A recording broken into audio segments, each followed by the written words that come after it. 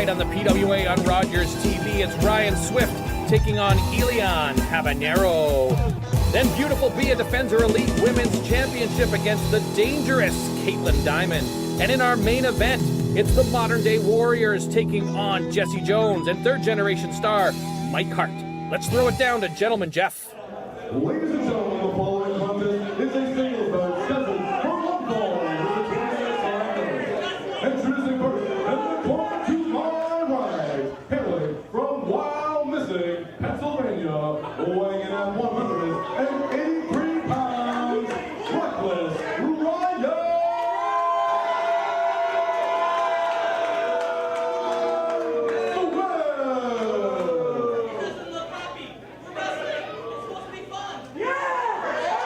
Introducing his opponent in the corner to my left.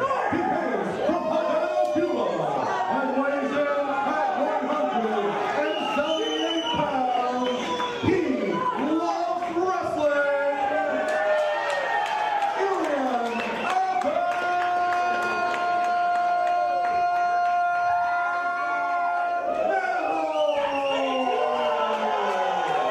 So now with the formalities out of the way and the introduction set for our first match here for PWA on Rogers TV, we're set to go with Ellie Habanero versus Ryan Swift.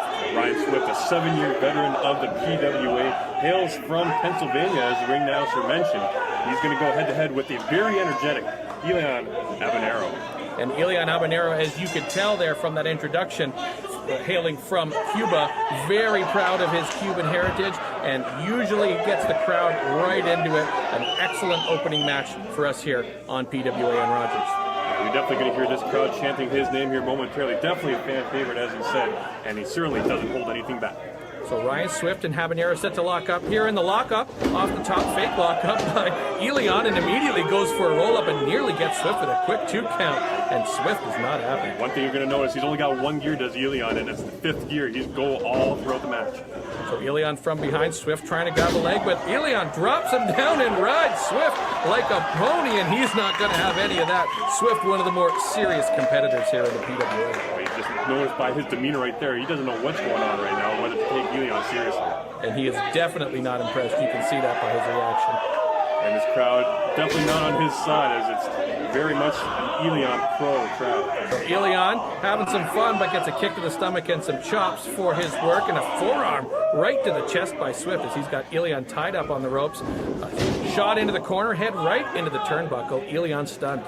And some early punishment here from Swift being delivered on Habanero after that early bull running demonstration. But a reversal here by Habanero, goes for the backdrop, but Swift telegraphs that, gets a swift kick right to Habanero. Here he goes, airborne. Wow, that's going to be hard. Second time didn't work, and Swift with the backdrop, or Habanero with the backdrop on Swift, and there an X Factor, Swift's head into the ground. We're going to have another pin attempt, 1, 2, but only 2. He's able to shake out the cobweb just in time, getting the kick out at that 2 call. And you can tell here, Dan, one of the things with Elion, you mentioned that gear that he's got, and you can see just attack, attack, attack. When Elion's on his feet, he's tough to deal with. And that's going to be the key of this match. Swift's going to look to get him down on the mat and keep him there. And you can see with that reverse suplex, Swift does just that and gets Elion on the mat. Swift goes for a pin of his own, but that's only 2. That's only 2. People in the crowd, they're yelling it out as well, helping the official with that call. Habanero just barely ducked out of that one. So a stomp from Swift, another stomp onto the chest.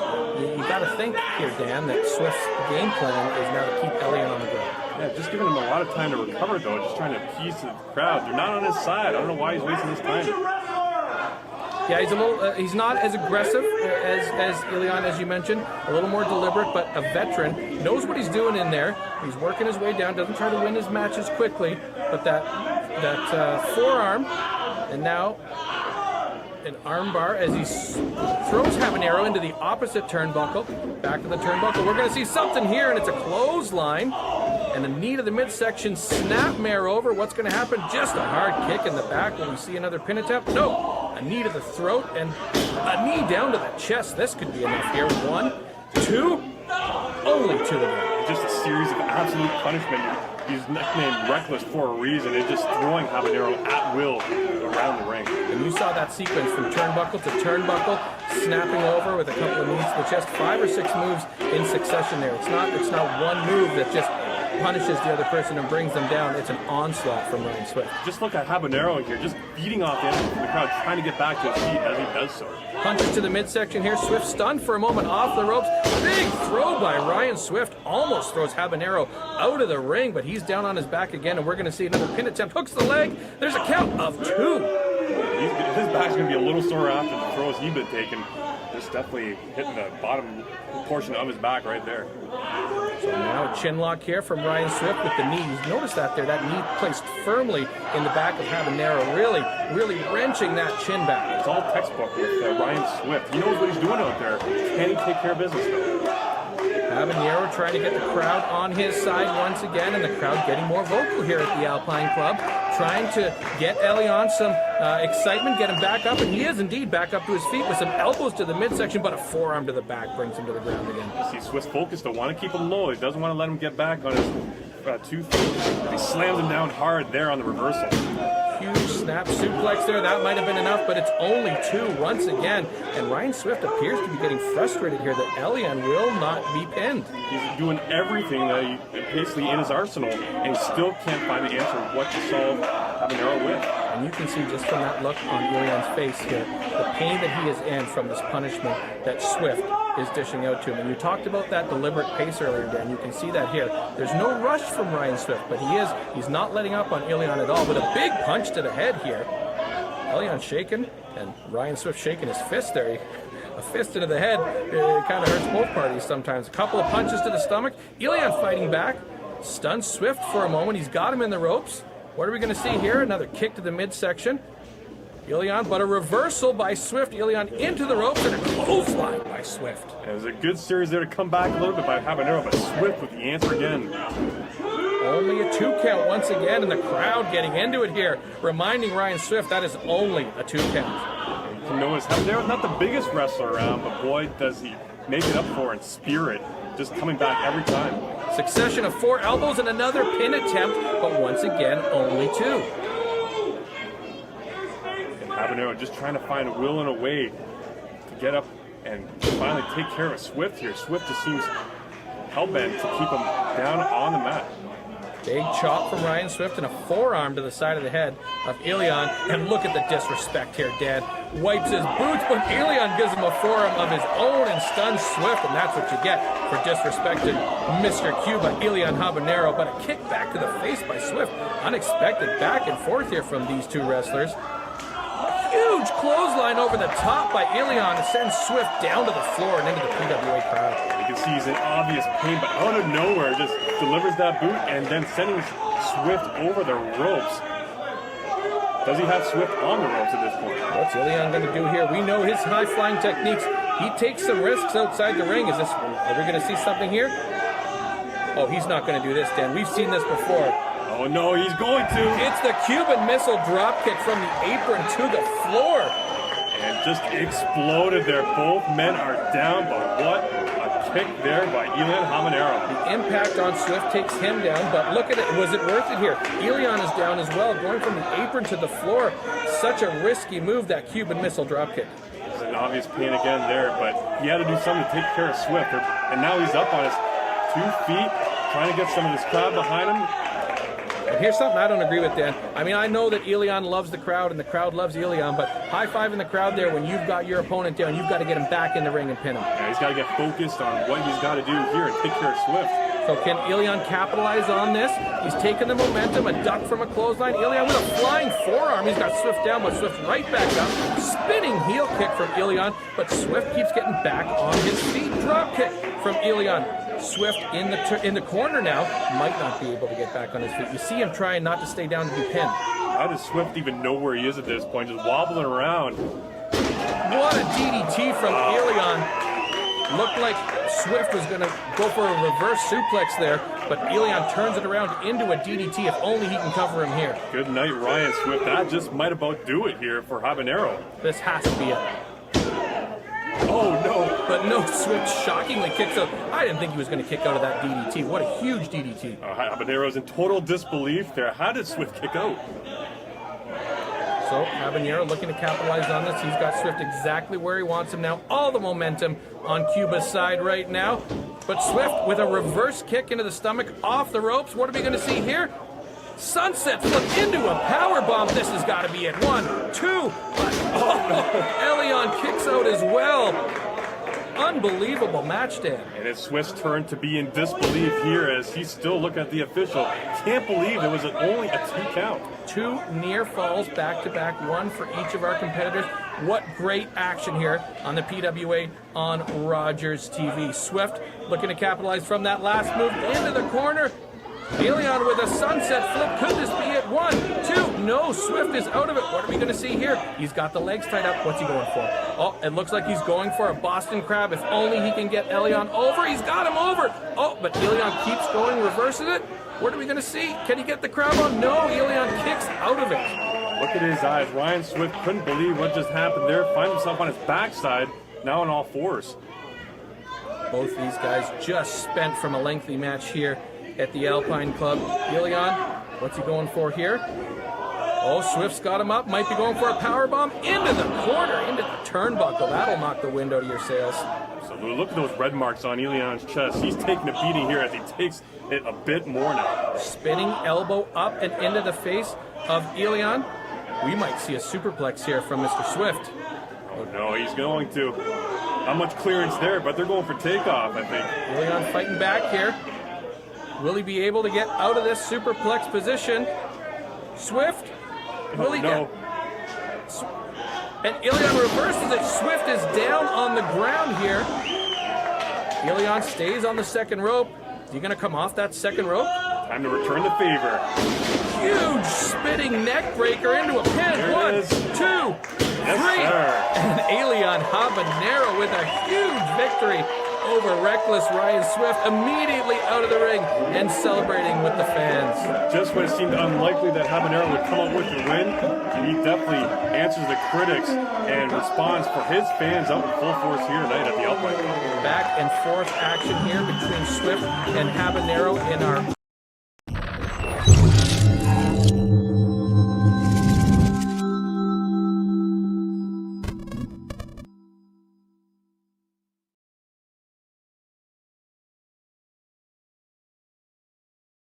The following contest is a singles match scheduled for 1 fall, and it is for the Elite Women's Championship. Introducing first the challenger in the corner to my left, hailing from Brantford, Ontario, Caitlin Diamond.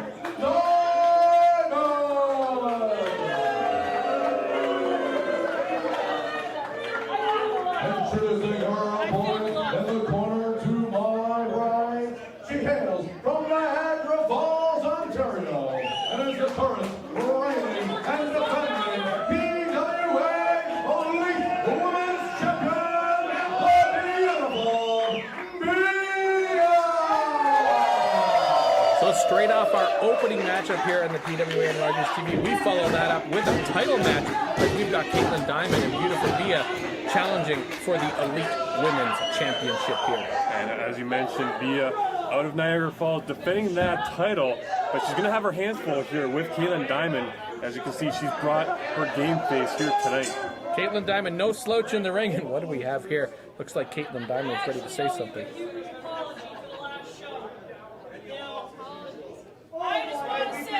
Caitlin Diamond offering up an apology to beautiful Bia for what happened at the last show. And let's clarify, Dan, what happened at that last show, which was a tournament that was held previously here at the Alpine Club, an 8-woman tournament where beautiful Bia actually won the Elite Women's Championship. She fought in 5 different matches and took the title home with her.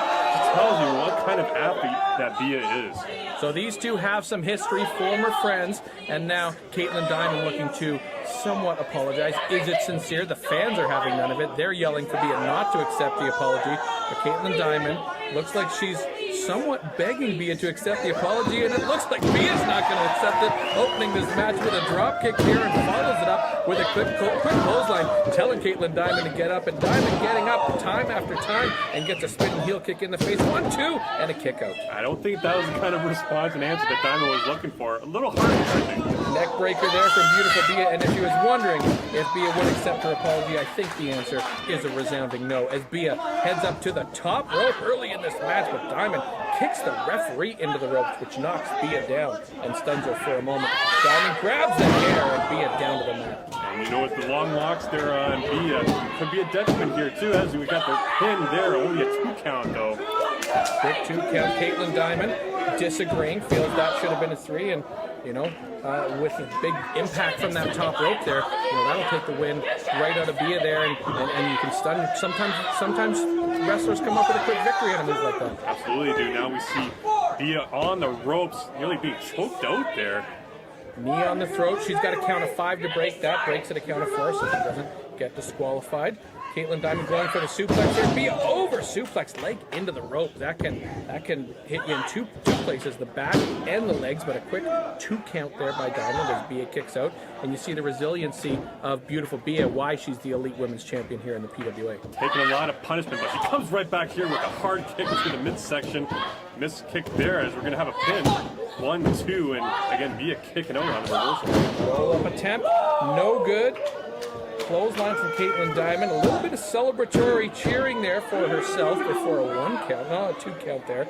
But a little bit of showboating from Caitlin Diamond, who's still focused on why Bia didn't accept her apology. Did you see that smile on her face there as she went for that 2 pin? A little smug for someone who's battling the Elite Women's Championship. But having said that, Caitlin Diamond with a great opportunity to actually become the Elite Women's Champion tonight. Chance of a lifetime right here, and from the early going, you can tell she's definitely motivated, handing out some pain here to Bia. But what actually is Diamond's motivation? Because does she want that Elite Women's Championship, or does she just want to punish beautiful Bia? She seems to be more focused with this apology, as she keeps mentioning it over and over and slapping Bia and insulting Bia, as opposed to trying something that can get her that title. I think one thing PWA fans know from now on, never say no to Caitlin Diamond. Absolutely, and looked like Bia was going for a move there, but Diamond going for a pin attempt. Oh, insulting pin attempt, channeling her best Chris Jericho impression with the foot on the chest in the pose. Why 2 Diamond? I don't know what she's going for there. But right now we've got some more focus on this title as she wrenches a camel clutch on beautiful Bia, and one of the toughest moves to get out of, but Bia gets out of it quickly. Once you get settled in there, Dan, if you're in there for any amount of time, you're not going to be able to get out of that move. Just look at her face, the amount of pain she's feeling right now, but she's got some intestinal fortitude, not tapping out yet. We've seen titles change hand with submissions in this exact move, the camel clutch, almost impossible to get out of, as Diamond's hands are under the chin and the small of the back just angling the body in a way it's not supposed to.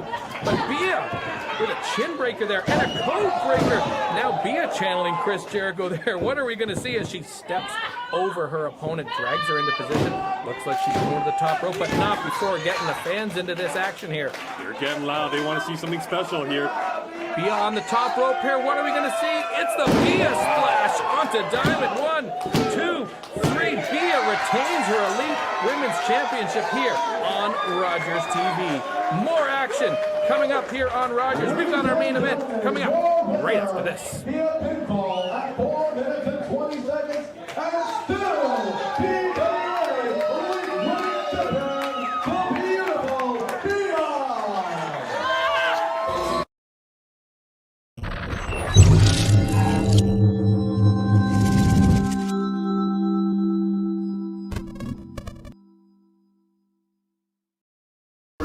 Gangrel. Welcome back to PWA Wrestling here on Rogers TV. Our tag team main event of the evening is the Modern Day Warriors taking on Jesse Jones and Mike Harden. We're off to a quick start here. Double team by Jones and Hart. Double whip into the ropes, and the Modern Day Warriors think better of the situation and roll out. Dan, great main event we've got here tonight. Absolutely. 2 veterans in Mike the Match Hart third generation Hart coming out of Calgary, Alberta, but now residing here in Ontario out of Newmarket. You've got the sport Jesse Jones, who's been around since the inception of the PWA. And look at these two here, the modern day Warriors trying to call timeout on the outside of the ring. They don't want to get in there with these two veterans that you just mentioned. And Mike Hart looking at them outside of the ring. This match hasn't even started yet, Dan. Mike Hart over the top rope onto King and Platinum, almost urging them to get back in the ring. They're not going to stand in the ring and watch these two just stall on the outside. So mad hops there from Mike Hart as he flung himself over the top rope, and this crowd's getting energized. And will we get our match started here? Mike Hart wants it, so he throws Platinum back into the ring. King makes his way into the corner. The referee has Jones and Platinum in there. I think we've got a bell now, and this match is officially underway. Jesse Jones gives a little slap on the back of Derek Platinum and a little strut. You see this veteran here working his way in the ring. Don't let his size fool you. He's definitely a weapon out there. But these modern day Warriors, Dan, former tag team champions here in the PWA, they've been tagging together a long time. Mike Hart and Jesse Jones, relatively new tag team, haven't tagged a lot. Who's got the edge here? Well, you have to give it to the experienced guys. Sport Jesse Jones has won virtually every title there is, despite the tag team title, or the heavyweight title that is. They've got experience behind them, but we'll see whether that translates into a W here tonight. And Jesse Jones definitely has the strength advantage behind him as he throws Derek Platinum to the mat after that lockup, and Derek Platinum says, I've had enough right now. He's in the corner trying to regroup with his partner, Jimmy King, who tags in now. Will we see Jimmy King against Jesse Jones here? We got another lockup. Oh, poke in the eye by Jesse Jones, who shrugs and apologizes to the ref, and we'll see. Jimmy King tries to shake it off in the corner there. He's still trying to find Jesse Jones and get back at him for it. So this crowd right into this match, firmly behind Jones and Hart. King goes for a big right, but blocked, and two forearms to the head by Jones. Into the rope goes King, and a huge backdrop to the mat. He's going to feel that one after getting flung up and over by Jones. Mike Hart tags into the match, shoulder to the midsection, somersault into a head. Oh, we got a Hurricane Rana here as Jimmy King goes down. Mike Hart, athletic, atomic backdrop off to the ropes. What are we going to see here? Big clothesline, channels his Uncle Brett with that, and the crowd firmly behind Mike Hart. And King dazed and confused as he looks up to the ceiling tiles there on the mat. Hard into the rope, but Platinum with a big knee to the back slows down the momentum of Mike Hart, who takes a big clothesline from King, spun right around and now stunned to the mat. Stomps to the back of the head. Jimmy King gets Mike Hart up. We see a tag to Platinum. Platinum into the ring now. Modern day Warriors firmly in control. Now these guys, they used to be good guys, but now they're the bad ones, as there's another shot taken by Hart. Part of the Lilac family, and a quick count for a 2. Yeah, good point there, Dan. Jimmy King and Derek Platinum, fans used to love these guys, and it was a while back they joined that sinister, unholy alliance of the Lilac family. Consisting of Lance Malibu and Sarge, of course. And Lenny Lilac, conspicuous by his absence, normally out here, actually ejected by the referee pre-match just before we went on the air with our main event. Jimmy King back into the ring. Couple of elbows to the head. What are we going to see here? It's a slam into the corner. Off the ropes goes King, down with a fist to the forehead, and Hart stunned again. Jimmy King going for the pin. 1, 2. Hart kicks out 2. And Hart showing just that as he flings his legs up just before that 3 count. He's reaching for his tag partner, but some better move being thrown here. 2 stomps to the back by King. He's got Hart down, gets him up off the mat. Looks like he's going for a suplex here. Suplex over and down into a cover. Jimmy King, 1, 2, and out. Again, just reaching for the ceiling tile, just hoping for a little bit of energy to get up on his 2 feet. Great tag team work here together by King and Platinum as they keep Mike Hart dragged into their corner as Platinum tags in again. Such a veteran move by this tag team. Tactically, it's exactly what a classic tag team does, is keep them to their side of the ring and away from the tag partner. And you see them doing that to a T here, Dan. Just cutting that ring off. You see it cut right in half, and they're keeping Mike Hart on their half of that ring. Definitely on the ropes, literally and figuratively. While the ref's back is turned, you saw Jimmy King choking out Mike Hart with a foot on the bottom rope there. Derek Platinum going for the pin. A count of 2. Mike Hart kicks out again. What can you say about Mike Hart just keeping this match alive as he's desperately just straining for his partner Jesse Jones? Rear chin lock here by Platinum. You see the pain and agony on Hart's face as he's got that knee planted firmly in the back. Hart looking for some relief here from this hold, and the crowd trying to get him back into it, clapping, chanting Hart. And this sport. Jesse Jones just reaching for him in vain. He wants to get back in this match. It's been a while. Jesse Jones needs to tag in if Hart and Jones are going to have a chance here. You see the quick tags here by Platinum and King. We've got another chin lock here on Harden. Hart really nothing going here. The modern day Warriors firmly with the momentum here, Dan. You just see Hart just fading right there. The life getting drained out of him. Does he have anything left? I don't know. And that's close to a chokehold there. That elbow slipping right underneath that chin. Ref should be checking that. But Hart back up on his feet again. Elbow to the midsection. Another elbow to the midsection. Trying to fight out of this chin lock. Looks for the tag. Oh, but Jimmy King grabs the tights and prevents the tag. And again, he's down on the mat. And Platinum just putting a great hold on him. Headlock down on the mat, trying to wear his opponent down. We got a head scissors here. Mike Hart tries to work out of this. Jimmy King trying to work out of the head scissors. Flips over back into the headlock. Mike Hart trying to do something else here. Head scissors did not work. Looks like hook in the leg. We got a quick pin attempt here. Count it 2. Tag action continues here on Rogers.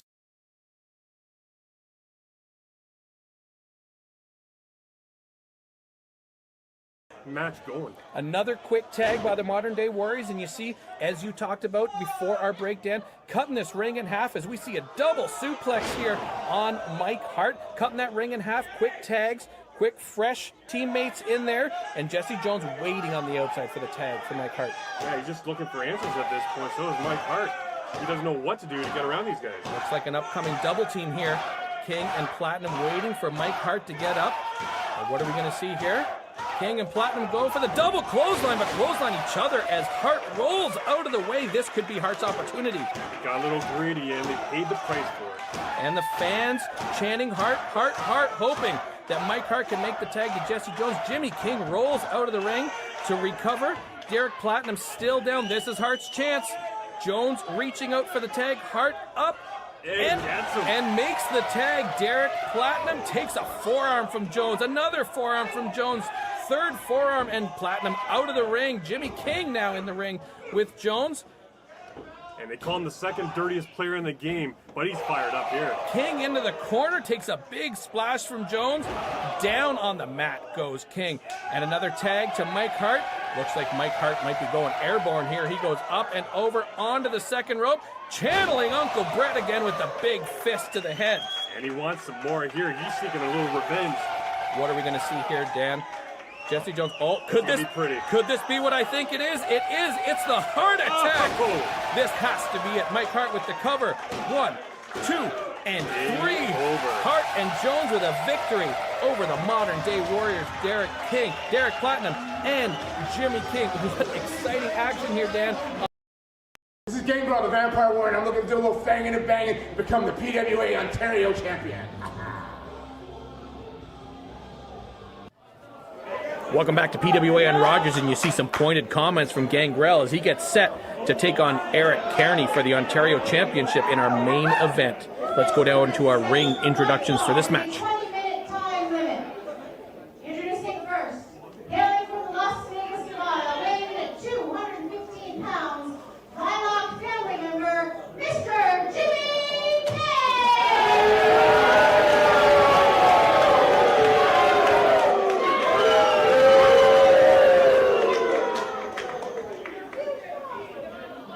And his opponent, hailing from Munich, Germany, weighing in at 236 pounds, Big Al!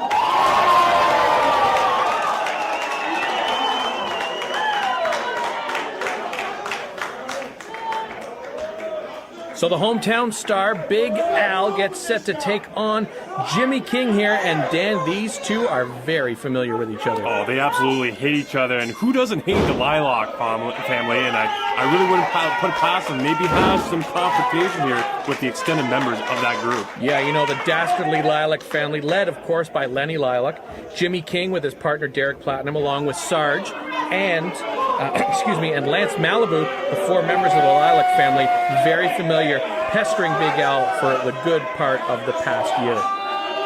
And you look at Jimmy there doing some pre-match calisthenics, trying to get loose a little bit.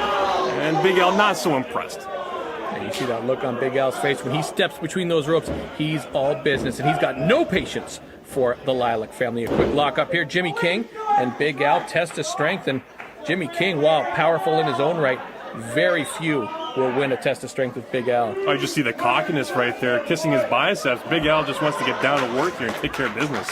Quite a fair bit of verbal sparring to start this matchup, and I think we'll have some physical contact in a moment as these two, a little bit of gamesmanship and another lockup. Big Al with the headlock, cinches it in on the side. Jimmy King tries to break the headlock, turns it into a wrist lock, into a headlock of his own. Big Al looking to break out of this. Gets the arm up and takes Jimmy King down, looking for a submission move here, it looks like. Trying to get an arm bar on. Jimmy King finds his way to the ropes for the break. He's complaining to get Big Al off him. I don't know what kind of world he's in right now, just in total disbelief. And from our vantage point anyways, looks like he shouldn't have had any issue getting up. And now Jimmy King complaining that his hair was pulled. This is vintage Lilac family here, Dan. All head games all the time with the Lilac family. Just like you said, vintage Jimmy King. Constant complaining from Jimmy King here, pulling his hair. Come on now, anyone watching this match can see there was no hair pull. But an eye rake by Jimmy King and a forearm to the back as Jimmy King takes the upper hand into the turnbuckle, a shoulder to the midsection, another shoulder, third one to the midsection, and now a blatant chokehold. Come on, ref, count of 5. Breaks it at 2. Takes Big Al, whips him into the other turnbuckle. Jimmy King comes in. We've got a monkey flip, flips Big Al, finds his way to the ropes, and now playing to the crowd here. And this arrogance of the Lilac family sometimes comes back on you. Oh, absolutely. You know the crowd hates him, but he's still going to play up to them. Yeah, you get Big Al in a situation like that after a monkey flip. You've got to go for a pinfall there. Big Al, and this is exactly what happens. You give him the time to recover, and now look. And Jimmy King's paying the price right now. It's almost deserved on his part. Big chop from Big Al, another chop, and you can hear those echoing in here. Another eye rake. Come on, ref, do something about this.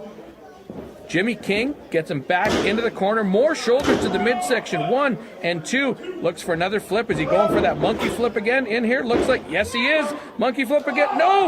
Big Al turns it in. Could get messy. Turns it into a slam. Look at the power. And just yells in frustration. I think he's finally got the edge here on Jimmy King after he had the upper hand. Front face lock. What are we going for here? Gut wrench. Suplex down. Jimmy King close to the ropes. Rolls out of the ring for now, and that's probably a smart move here because Big Al in complete control. Oh, I don't see Jimmy really complaining to the crowd at this point right now. And Jimmy King, a multiple-time tag team champion. Big Al, a former pure wrestling champion here. That's the big prize here in the PWA. And like I said, these two have been battling for the better course of a year. It's an ongoing battle, and the crowd definitely behind the hometown boy, as you mentioned, Big Al. It'll be interesting to see whether he capitalizes. He's waiting quite a bit and letting Jimmy get back in the ring. And these two, what a lot of people don't know, former allies actually, until Jimmy King and Derek Platinum joined the Lilac family and turned on Big Al. And there we see another choke on the second rope. A second choke again, the referee with a count 2, 3, 4, and look at how smart, like we say what we want about the Lilac family, but look at how they use that count of 5 to their advantage. Very good technical wrestlers, and using his size to the advantage, putting full weight into that rope as he tried to choke Big Al out. And knowing the little nuances of the rules, knowing I've got a count of 5 to break, I'm going to take it all the way to 4 to get as much air out of Big Al as I can, but still not enough to pin the former pure wrestling champion as these two battle here. Big Al with a couple of kicks to the head that stuns Jimmy King. Now Big Al with the upper hand. He's up, gets Jimmy King into the corner, shoulder into the midsection. Knees to the face on the drop down, and that might be enough to do it here. Jimmy King clearly stunned, off the ropes, down with a clothesline. Painful, and Big Al's loving it right about now. He's got some revenge on Jimmy King, who's been a bit too cocky for his own good. But Dan, a long time before he went for that cover there. A little bit of gamesmanship perhaps of his own. Maybe a quick cover could have put it away for Big Al. Got a little too flashy. That's not his game. Reversal by Jimmy King. Al into the ropes, ducks underneath a reversal. King into the ropes, off the other rope. Big Al with an uppercut. Big solid shot. Those are two big gladiators, 200 plus pounds apiece going at it right here, and they felt that one even here at ringside. And they're both down on the mat. A risk here of both these men being counted out if they can't get up. No, but Big Al says that's it. Looks like he's going for the closing shot here. What have we got? Jimmy King down. He's got him up. Oh, Jimmy King goes for the sunset flip, falls, but gets out of the predicament, goes for a count. That shouldn't have been a count. Big Al tied up in the ropes there. Big kick to the face. Oh, how does he get up from that? That was a heck of a heel shot right into his chin. Now Jimmy King says it's all over. Well, Big Al was incorrect. Is Jimmy King going to do it here? Up onto the second rope. Looking to the crowd. What's he going to do? Caught in the bear hug. Turns it up. Is this going to be? Is it a? It's a power bomb. Nobody's getting up from Big Al's power bomb. Good night, Jimmy King. You're flaunting it, and you paid for it right there. Big Al with. Oh, what do we have now? Just like we predicted, Dan. Here comes the Lilac family. Lance Malibu. No one comes dirtier than him. Derek Platinum in there, Lance Malibu, and this is again vintage Lilac family. Things don't go your way. Come on in, mob mentality. Let's be like a pack of wild dogs taking down Big Al. Just disgusting display right here with the Lilac family coming out to help Jimmy King, and just brutal wrestling right now. Jimmy King and Derek Platinum, former tag team champions. I understand tag team champions want to protect each other, and you're in a faction, and you got each other's back, but there's got to be a line, Dan. You can't just come out and beat down another opponent, but that's what the Lilac family does all the time. PWA fans are used to this. This is vintage Lilac family. No class at all. And here we get the constant complaining. Lance Malibu, never a dirtier player in the PWA. Lots more to come here on Rogers TV. Stick around.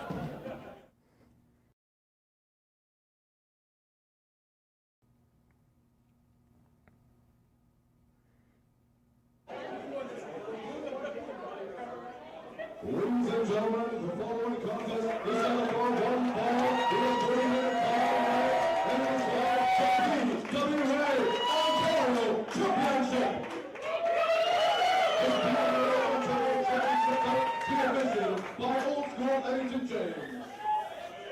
Introducing first in the corner to my right, he hails from Hamilton, Ontario, weighs in at an even 200 pounds. He is the current reigning and defending PWA Ontario champion, Eazy-E Ellie.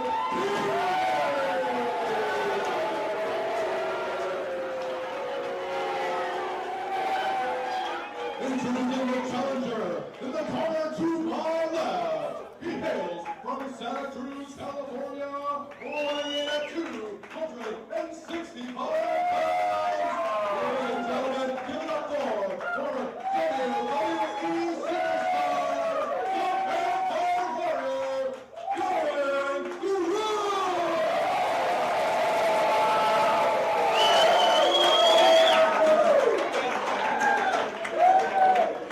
So our main event of the evening here on PWA Wrestling on Rogers TV is a title match for the Ontario Championship. The champion, Eazy-E Eric Kearney, taking on the former WWE superstar, Gangrel. It's the New Age versus the Legend. It's going to be a beauty here tonight. And there you see the strength advantage that Gangrel has. 265 pounds and 20 years in the ring. Going to be a lot for Eric Kearney to keep that Ontario Championship tonight.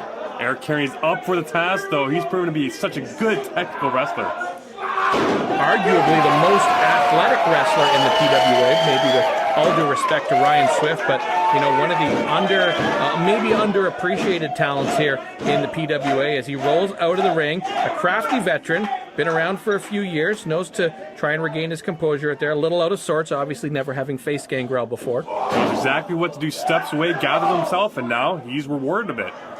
So Gangrel stunned with a couple of quick forearms from the champion. More forearms in the corner. Kearney with Gangrel. That's 265 pounds if I'm not going anywhere. The Vampire Warrior with a kick to the midsection. He's still a guy. He might be 50 years old, but he still has some solid strength in that arm. Rake of the eyes. Block at the turnbuckle. Another block. And now Gangrel reverses it, and it's Kearney that goes into the turnbuckle right near that chain that Kearney brings to the ring. That could have been a knockout right there near that chain. Reversal, Gangrel into the corner. Big boot to the face, and Kearney stunned. And the Vampire Warrior just challenged him, and he gives it right back to Eazy-E. Huge slam from Gangrel off the rope, going for that patented elbow. Kearney rolls out of the way. He's done his scouting report, an elbow of his own from Kearney. Now a choke. going for potentially a pin. No, just a chokehold there from Kearney. Trying to get any slight advantage you can. Gangrel, Dan, with that, our PWA fans may not know the history of Gangrel in the WWE back from the Attitude Era. A very successful run with Edge and Christian as the Brood. Absolutely right. They were a menace in the WWE, and he's bringing some of that spunk here tonight. And Eric Kearney's got his hands full already. Yeah, and as the mentor to those two wrestlers, Edge and Christian, both went on to become world champions, and one Hall of Famer, potentially two Hall of Famers. You know that the resume that Gangrel has here as a mentor and as a ring general, as he goes for the pin on Eric Kearney, but only two. And his career is certainly not over. He wants that Ontario title, and right now he's looking in pretty good shape. Kearney should be worried. Yeah, Ontario Championship on the line here. PWA on Rogers TV, always bringing you the best and most exciting matches. Where else are you going to find a championship match? Right here on Rogers TV. Going for the Impaler there. That's the finishing move of the Vampire Warrior, but Kearney has done his homework. He certainly has, holding on to the rope there. He knew what was coming up, and he was having none of it. And then Kearney throws Gangrel to the outside, and you can hear this crowd is electric. These fans right into this match. If you've never been to a PWA event, make sure you get out to one. Visit PWACanada.com to find an event near you. Huge chop on the outside. Another chop from Gangrel. Oh, you can see those red marks, almost as red as Gangrel's tongue. Outside here, and another eye rake right near our camera section here. Kearney with a reversal by Gangrel. Kearney stopped short, and an elbow to Gangrel. What do we see here? Oh, huge clothesline, and Gangrel might be knocked out. There's no padding on that floor whatsoever. He's feeling the full effect right there. Kearney could roll into the ring right now and leave as champion with a count-out victory. No doubt about it, but he wants to defeat Gangrel. Gangrel, shocked he's even conscious after that clothesline. I don't know if he knows even if he's at the Alpine Club right now. Kearney rolls his opponent back into the ring, wants a pinfall victory, a clean title defense, puts him down, looking for a partial. He's got a pin attempt here with a somewhat Anaconda Vice submission hold, but tied up in the ropes, no count. That's a veteran move right there, hooking it into the rope there. And a roll up by Gangrel, not enough. And all of a sudden, Gangrel with a burst of energy. Oh man, slammed down hard. Another big clothesline, this time on the inside of the ring, and Kearney with the chokehold now. Look at the way he gets up and puts all that pressure right on the throat, Dan. Trying to work all the life out of the Vampire Warrior, nothing doing. He's doing the same thing right here in the middle rope. And that's the one thing that these veterans know to do. If you can take the air supply away from your opponent, their decision making in the ring is down for the count, if you'll pardon the pun. Looks like a slingshot here, and right into the throat again with the bottom rope.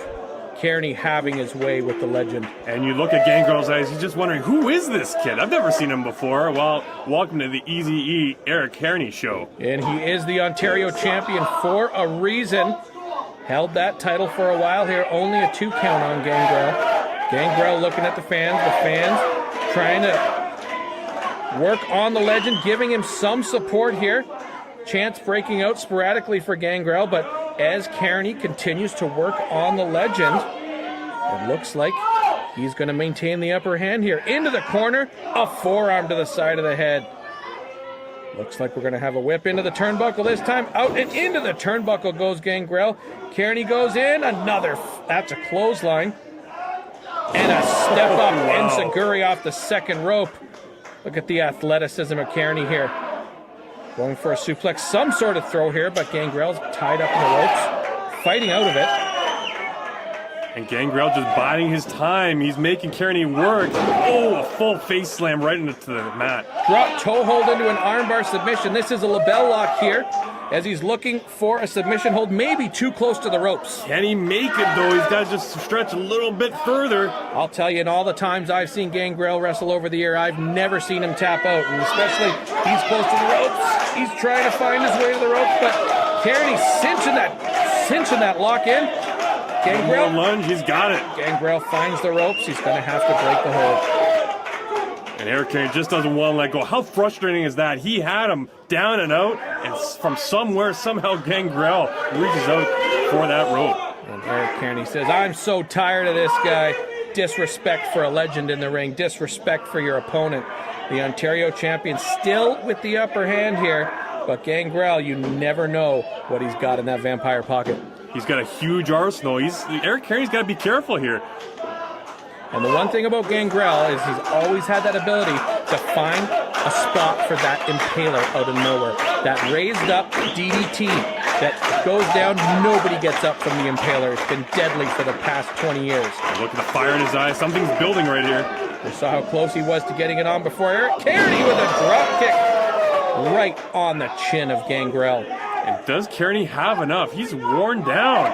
Goes for a moonsault off the second rope, but Gangrel, the crafty vet, rolls out of the way, and Kearney finds nothing but mat. Gangrel now looking to capitalize. The crowd getting behind him, chanting. Kearney stunned. Gangrel up to his feet first. What will we see here?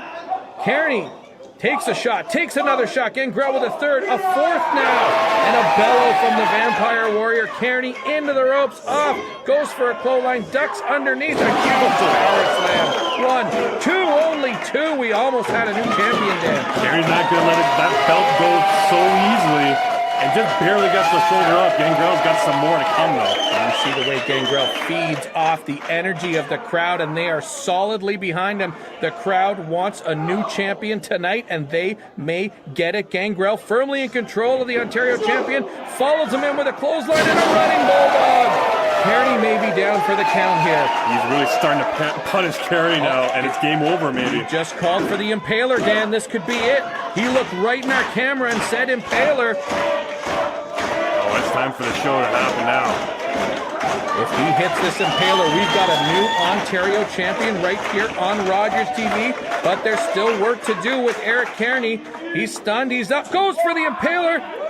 Kearney reverses it, but a kick to the midsection. Into the turnbuckle goes Kearney, an elbow to the face, up to the top rope here. Kearney goes, Gangrel catches it. Oh no! It's the Impaler.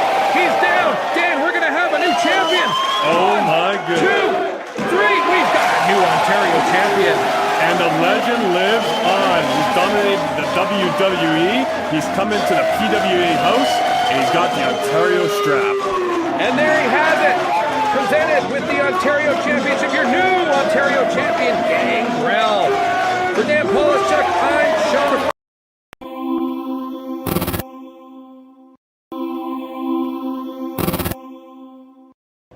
Whoa! G'day, mateys.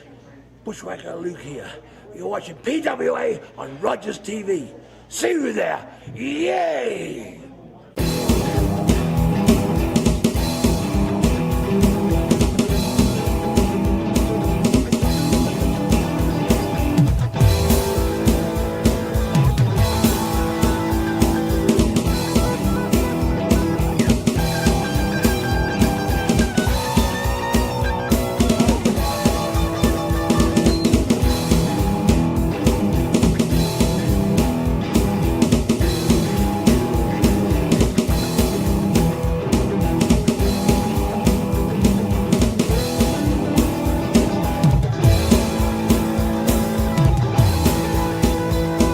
Tonight on the PWA, beautiful Bia defends her Elite Women's Championship against Alexia.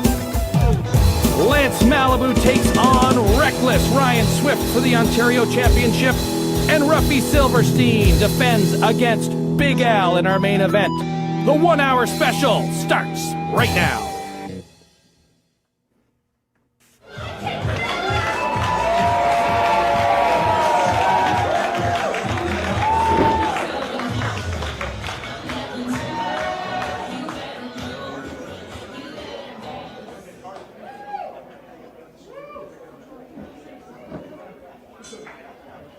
The following contest is scheduled for one fall with a 30-minute time limit, and it is for the PWA Elite Women's Championship.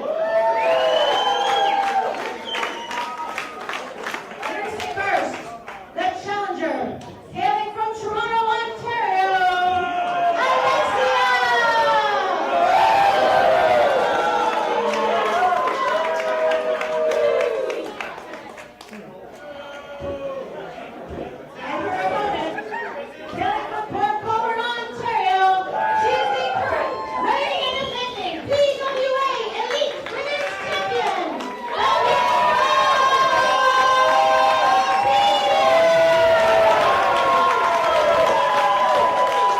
And so our introductions are out of the way as we get set for the first bout on our 1 hour PWA on Rogers special. Welcome. I am Sean Fafaro, joined again by Dan Polishchuk as we get set for a title match. As you see beautiful Bia defending against Alexia Nicole. And it's a tall task, and no pun intended. You can obviously see the size differential between Bia and Alexia, standing at only 4'11". Let's see whether she might be able to steal the title here tonight. So these two former friends, but Alexia Nicole recently turned her back on the fans, and you can see wanted that title more than her friendship with Bia, as she is now challenging Bia for the title. A quick turnaround, and Alexia, a little arrogant in the ring, strutting around, showing the champion what she's got here. That's one thing about Alexia. She's got a whole lot of attitude. The thing working for Bia, she's got the crowd right behind her. Aaliyah, a veteran in the ring. Alexia, relatively new, but working on her craft. Quick takedown by Bia.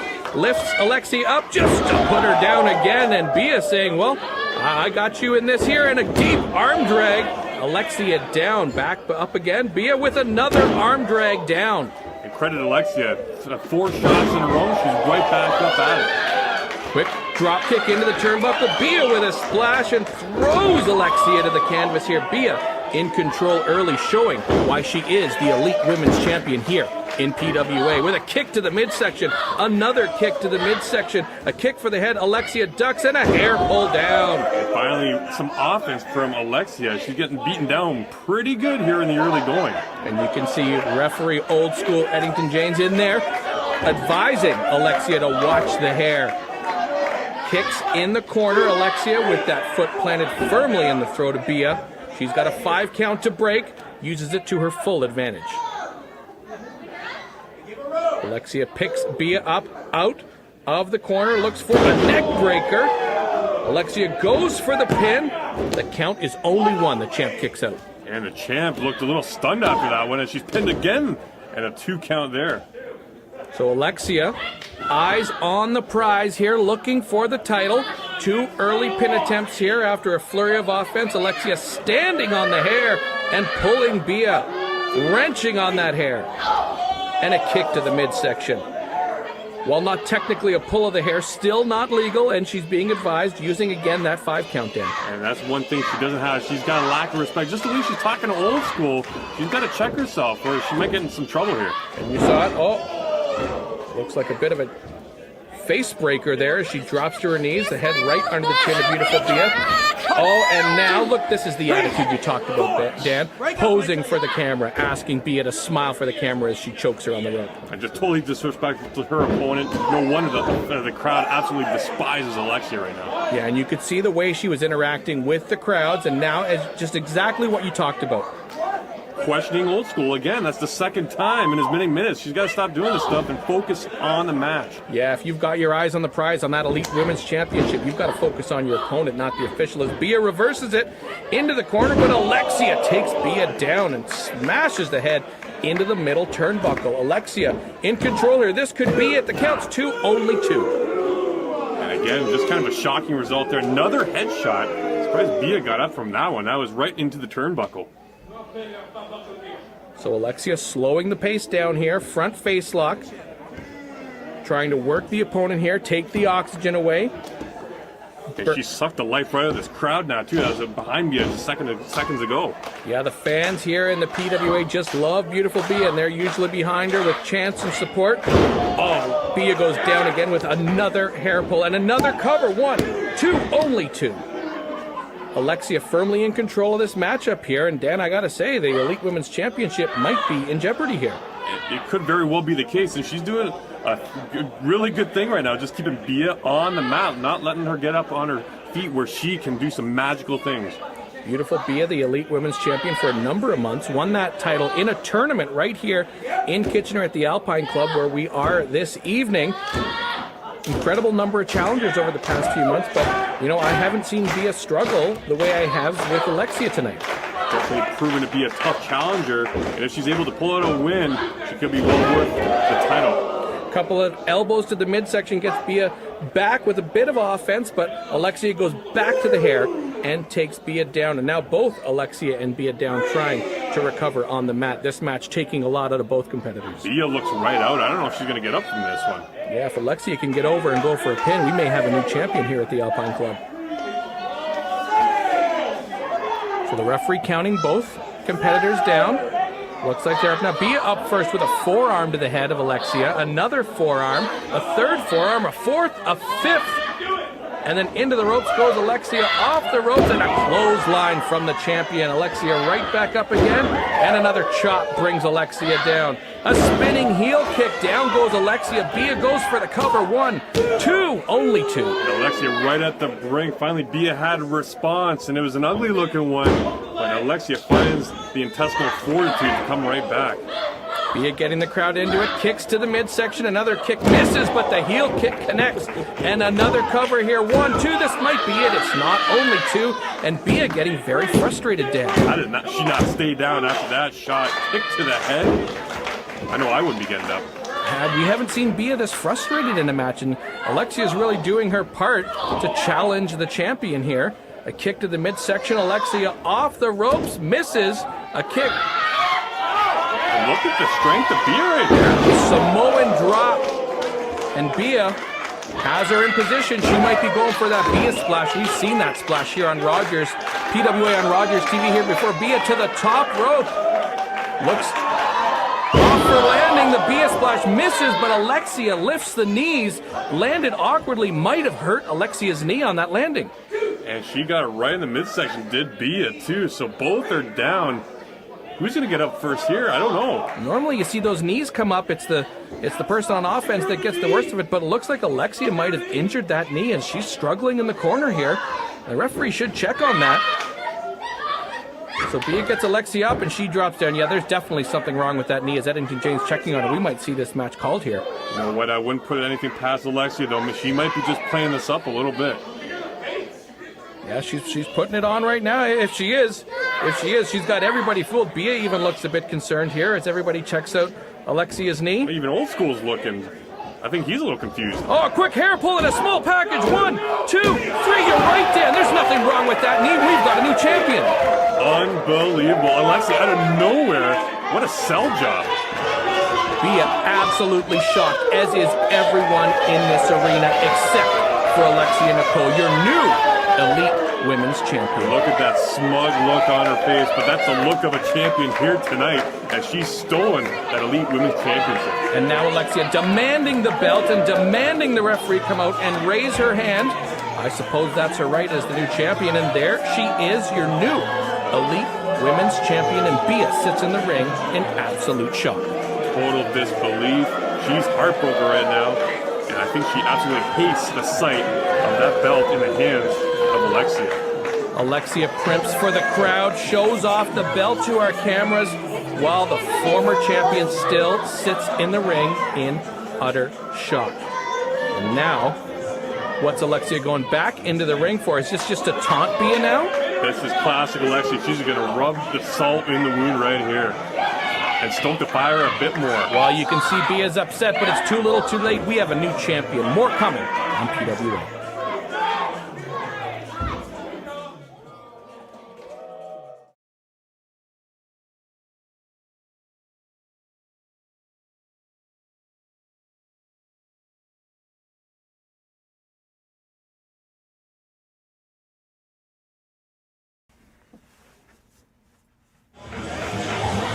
Welcome back to PWA on Rogers TV. Our next matchup features newcomer Pepper Parks taking on PWA mainstay Eazy-E Eric Kearney. And Pepper Parks has a lot of experience here.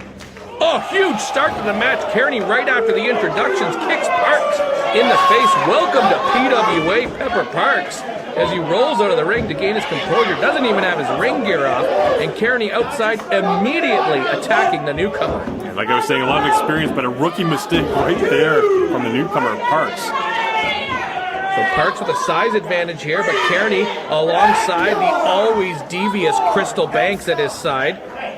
Back into the ring. Crystal Banks rakes the back of Pepper Parks, and he is not getting a fair welcome to the PWA. And Old School has to keep her in check, or else she's going to be doing that all match long, something the fans don't want to see. Elbow off the ring apron. I'm not even sure if this match has officially started yet. I didn't hear a bell, but Parks thrown back into the ring. Kearney into the ring after him. Parks shaking off the cobwebs. Kearney, you know those tactics that he's used to. Quick punch in the face. That's a forearm. Kearney always with the chewing gum in there. Another forearm to the face. You know, the PWA mainstays here, Dan, don't always like the newcomers coming into their turf here. Thrown into the turnbuckle. Kearney goes in, but an elbow into the face, and Parks now on the offense. Looks for a suplex here. Into the corner. Kearney's legs hit the turnbuckle, and that will rattle Kearney. And now Parks means all business as he rips off his shirt. The frustration's boiled over. And look at Eazy-E looking to the refuge. Looks like he was going to jump onto Banks and Kearney, but Kearney pushed Banks in front and then insisted that he slip. Now, oh, the distraction. And Kearney gets the upper hand once again outside the ring here. Get this action inside of the ring. Neither of these guys will win this match if they keep this outside the ring as much as they have been. Looking to slam the head into the apron, but Parks blocks it twice to the midsection, and now Kearney's head into the apron. And Parks finally says, your turn, Eazy-E. Face meet Matt. Parks making some new friends. High-fiving some fans around the ringside area. They take this into the stands here with a huge chop. PWA action among the PWA fans. And as a fan, if you have never been to a PWA event, you've got to make your way down to the Alpine Club. That's as close as you'll ever get to live wrestling right there. PWA.com. Check it out. Another chop by Pepper Parks. Make sure you check it out. You see the website on the ring there, PWACanada.com. See where there is a PWA event near you coming up. Eazy-E back into the ring. Parks in after him now with the crowd behind the newcomer Parks. Picks up Kearney. Forearm to the face. Kearney stunned. Goes to the corner. Up to the second turnbuckle goes Parks. 1, 2. They're going to count along with him here.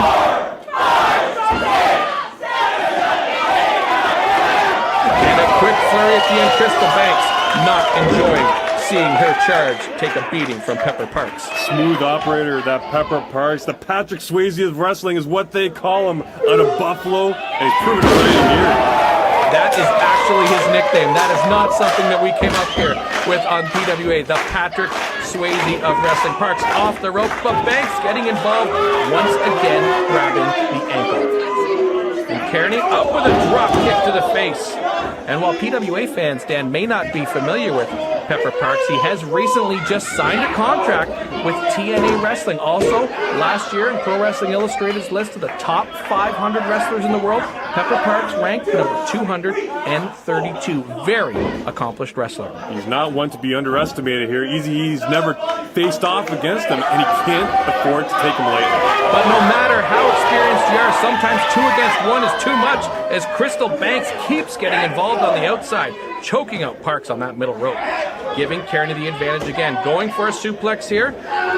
Textbook suplex. Down goes Parks. Kearney with the cover. 1, 2. Only 2. Parks kicks out. And you got to give Eazy-E credit. He's one of the best technical wrestlers across the entire PWA universe as he puts a hold on Pepper Parks right here. Former Ontario champion. Not adverse to some questionable tactics, we may say, which is why the PWA fans sometimes get on Eazy-E, and you can see them firmly behind Pepper Parks here, as Kearney's got that sleeper on now, Dan, and it looks like it might even be slipping into a chokehold there. Ref should be checking this. Yeah, keeping that elbow up.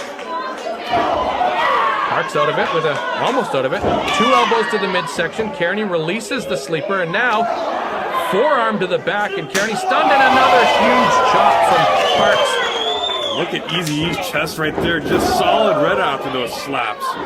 Parks into the corner, but a big boot to the face, back and forth action here on PWA on Rogers TV. You can't get this action anywhere else. Kearney locks up the arm, goes down for the submission armbar. This might be it, Dan. I don't know, Pepper Parks has got something to say right here. He's not going to let up without a fight. trying to lock those fingers so Kearney can't extend the arm the full way. If Kearney can get that arm fully extended, there might be no... Oh, and Crystal Banks getting involved once again. You know what? That's really starting to get annoying here. Crystal's got to know her boundaries and not get involved in this matchup. And Kearney has to be careful because when he has that arm bar on and he's on his back, his shoulders are exposed to the mat. If both shoulders are down, technically, he could be counted out for a pin here. So he's got to keep an eye on that. And now, the referee's on it, taking a look. 1, 2. Oh, kicks out. See, and he has to release the arm bar. And what a better move there by the official, just making sure and counting the 2 out. So Kearney and Banks more concerned with team effort there than protecting Kearney's shoulders from being pinned down, and an uncommon mistake from Kearney. Kick to the midsection by Parks, punch in the face by Kearney, goes for the slam here, slam down the Park, right in the middle of the ring. What's Kearney doing now? Tells the referee to move. Looks like he's going upstairs, Dan. I think he's going to go airborne, or at least he's going to try to right here and finish this thing off. But of course, he's got to gloat a little bit first. Kearney welcoming the booze. He thrives on this reaction from the fans.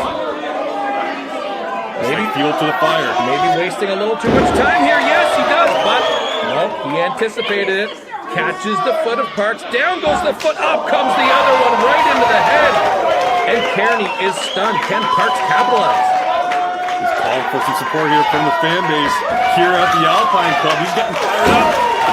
Pepper Parks' new friends firmly behind him here at the Alpine Club. Kearney with a shot. Parks with a forearm. Another forearm. Back and forth. These two trade forearms.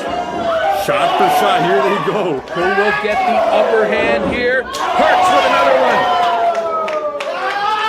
And another one from Easy E. Back and forth.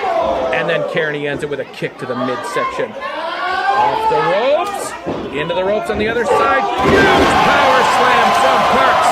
This could be it if he can get a cover. Just needs to get some more life in him right here. He's in prime position to finish off Easy E. And that power slam takes the wind right out of you. And you can see Kearney stunned. Another chop. Those vicious chops from Parks. Reversal. Down goes Kearney, but a kick in the chest. Kearney goes for another clothesline, loses it. Sit out powerbomb by Parks. That's got to be it. But Kearney kicks out at 2 unbelievably. He's in disbelief, still scratching his head. What else does he have to do here to take care of Easy E? Pepper Parks in control here. Kearney stunned. Obviously the first time these two have met here. So what's Parks going to go for here? Kearney avoids it. Clothesline into the corner. And a step up, Enziguri right in the back of the head. And a fisherman suplex. He's got the legs hooked. 1, 2. Only 2. He's letting out a sigh of relief. So are the fans. He got out of one right there. Back and forth action here on Rogers TV. Easy E, Eric Kearney, and Pepper Parks battling back and forth, both with the upper hand at various points in this match. Kearney makes the throat slash, says this is it.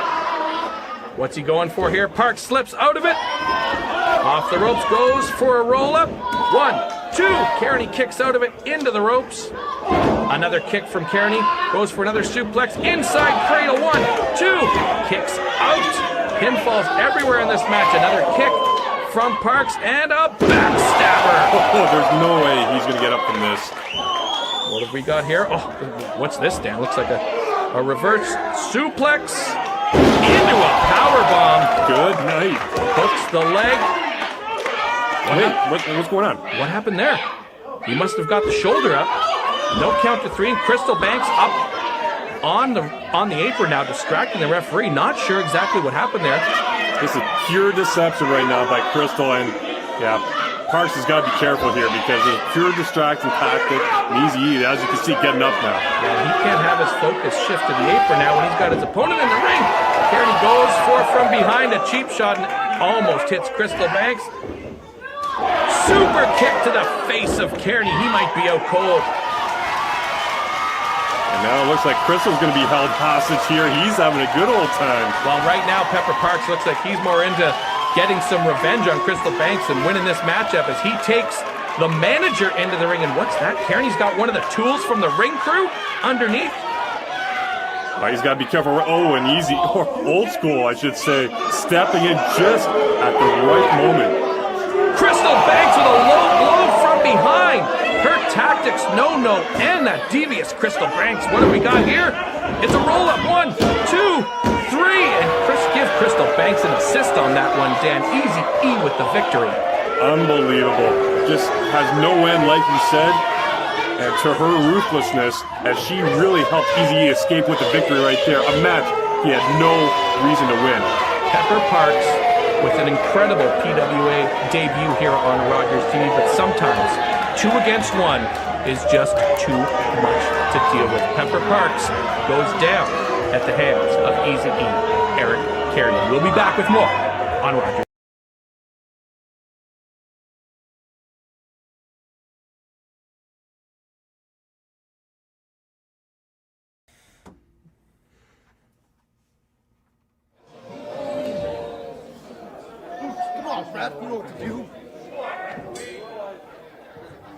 Your opening contest is scheduled for 1 fall with a 30-minute time limit, and it is for the PWA Ontario Championship.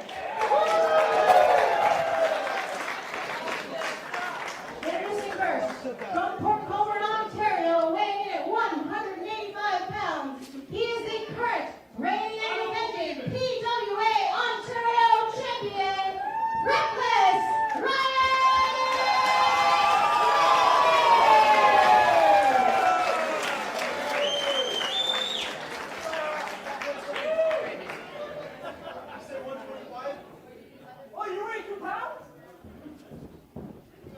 And his opponent, from Waterloo Beach, California, weighing in at 245 pounds, he is a member of the Lilac family, Lance Malibu!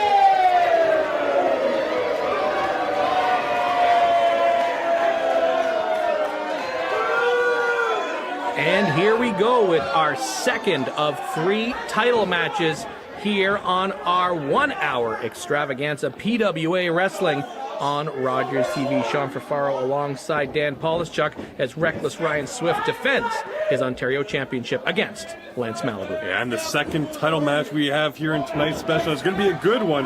2 veteran wrestlers who are looking, one to defend the strap, the other to take it away.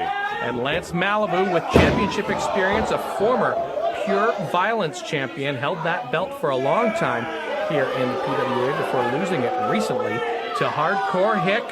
Gets the early advantage over Ryan Swift. You can see that Lance Malibu with a significant strength advantage. He definitely does, but the thing going for Reckless Ryan Swift, he's got the speed and agility to make things difficult for Malibu. And you see it right there as Malibu goes in and Swift steps underneath with a back wrist lock into a headlock. Malibu complaining it's a choke. Looks like it might be a bit of a choke, but that's a clean headlock, and Malibu, and here's that strength trying to force out of it. And we've got a test of strength between these two here, and this is where Malibu's advantage really, you can see, with a size and strength advantage over the much smaller Ryan Swift. Yeah, definitely does well there to reverse the move, and Swift, what's he got here? And that's what you see. You said, Dan, that speed and agility with that spin off the ropes, a flip over, and a quick arm drag, a chop, and a forearm. A second chop to the chest of Malibu. Stunned, goes for a clothesline, a third chop from Swift. And you can see a fourth chop. You can see just how much Malibu is stunned by those chops, but still a reversal into the ropes, ducks the clothesline, and a spinning kick to the face. Malibu goes down. You see Swift just stop on a dime. Early pin here, 1, 2, and Malibu just barely kicks out. Swift almost defends his Ontario Championship early in the match in just about 90 seconds and throws Malibu outside of the ring. Now, this is something that I don't know is a smart move on Swift's part, because Malibu is, what's he doing here? Suicide dive through the ropes onto the head of Malibu. But like I was saying, Dan, Lance Malibu, former Pure Violence champion, a lot of experience outside the ring. And yeah, you're going into his own backyard right here. Head first in the hardwood floor there, but Swift has to be careful, even though he has him in prime position. Good thing, got him right back in the ring right away. So Malibu down on the ropes, Swift up, and on to Malibu. Goes for the pin, 1, 2, only 2. No pin there. Malibu just looks shell-shocked right now, dazed and confused. and now he's stuck in the corner, just pleading for Swift to give him an extra second to collect himself. Apologetic, goes for the handshake, but a kick to the midsection, and a blind monkey could have seen that one coming, as Lance Malibu, one of the dirtiest players in the game, a member of the Lilac family, and they don't come any more dastardly than that unholy alliance of the Lilac family. And that's another reason why the fans say Malibu. They're not really behind him name-wise. They just don't like him at all. And there's not very many dirty players out there as dirty as Lance and Malibu. Gorilla press above the head. Swift slips out of it. Kick to the midsection. Malibu is stunned, and a kick to the chest. There's the 5th chop from Swift, and follow it up with number 6. And you can see those welts starting to raise on Malibu's chest. Another gorilla press. Up at the top, what have we got here? Down to the floor goes Swift. He might be out.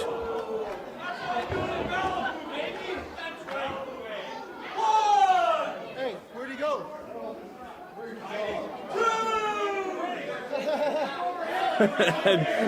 I don't think Lance Malibu he must be just kidding around. He has to know where Ryan Swift is at the moment. Well, he's one of those dirty players, Dan, and he's always smug in the ring, always thinks he's got that edge, that advantage on you.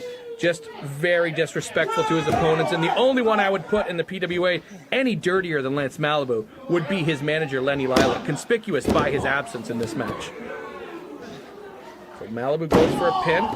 Double axe handle to the back of Swift. Another one, and you can imagine the power from Malibu just stunning Swift there as he gathers his composure on the ropes. And now Malibu, talk about dirty, just raking the nails along the back of Swift. Another one right there. Oh, he's going to feel every finger from that rake. Another back rake. He's not going for a third one. Come on, the referee, you've got to do something about this. That's not legal. Another scrape to the back with the nails of Malibu. Only 2. Malibu up, Swift up. You can see he's stunned from that. And oh, look at the mark on his back.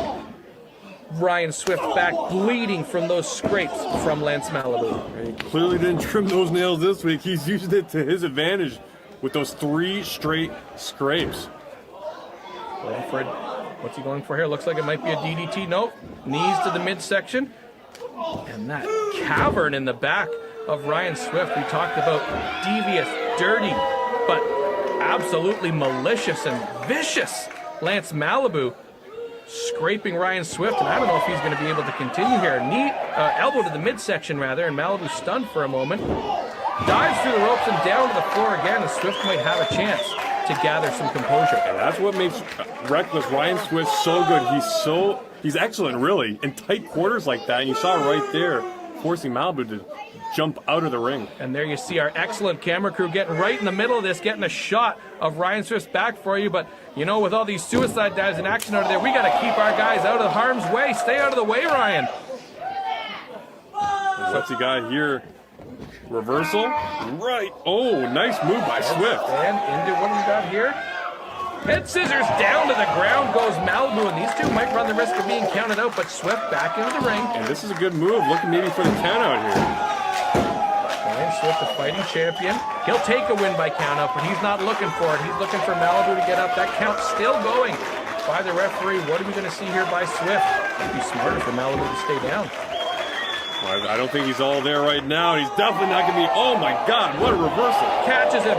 Power bomb into the apron. That is it. We will have a new champion. No one gets up from that too. But Swift kicks out unbelievably. I'm just shocked, as probably you are, Sean, and everyone here too, that Swift was able to kick out after that too. You've seen Lance Malibu in the past win many a match with that, or have it set up his pile driver move. That might be what we're seeing here. Up, indeed it is! Tombstone pile driver! We've got a new champion, Dan. We have to. It's got to be right here, too. Oh, my God. How does Swift kick out of that? I've never seen anyone kick out of that pile driver. I don't think Lance has either. Lance is absolutely stunned. He can't believe it. He's saying 3. He thought it was a done deal. And rightfully so. A vicious move by Lance Malibu, thinking he's the new Ontario champion, but Swift kicks out after 3, and Malibu has to stop arguing with the ref and go back to the match here. This is unbelievable. Such heart, such passion being shown here, and guts by reckless Ryan Swift. And he's going to get some more pain right here. Goes for the curb stomp, but Swift out of the way. Can he capitalize here? Kick to the midsection. Off the ropes. Oh, looks like he's going for... He was going for that sunset flip into a powerbomb, but he's still got him rolled up. 1, 2, but Malibu kicks out. One of Ryan Swift's trademark moves, that sunset flip into the powerbomb. Not many people get out of that. Swift here, looks like he's going up. And might we see a finishing move here from Swift? He's trying to get the crowd to spur him on. But still trying to shake off the after effects of that pile driver. Going top rope. Oh! Top rope, and the vicious Malibu takes him down, and Swift hits his head on the back of the turnbuckle. He's in trouble here. The champ is in trouble, Dan. Kick to the midsection by Malibu. What's he going for here? Underneath goes Swift, a forearm. A kick takes out the knees of Malibu, and a super kick to the head. That might have knocked him out. Indeed, Malibu is out, was out for the count. Ryan Swift defends and retains the Ontario champion with a pinfall victory over Lance Malibu. Malibu trying to shake the cobwebs here. And what a textbook win right there by Swift. The chop, the kick, good night. Excellent comeback by Swift. You see why he's the Ontario champion. And Malibu outside the ring. Well, that super kick scrambled his brains because he thinks he won the Ontario Championship.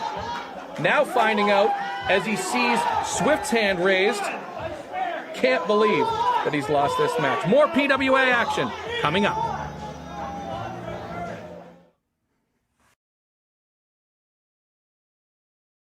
I'm the War Machine Rhino, and you're watching PWA right here on Rogers TV.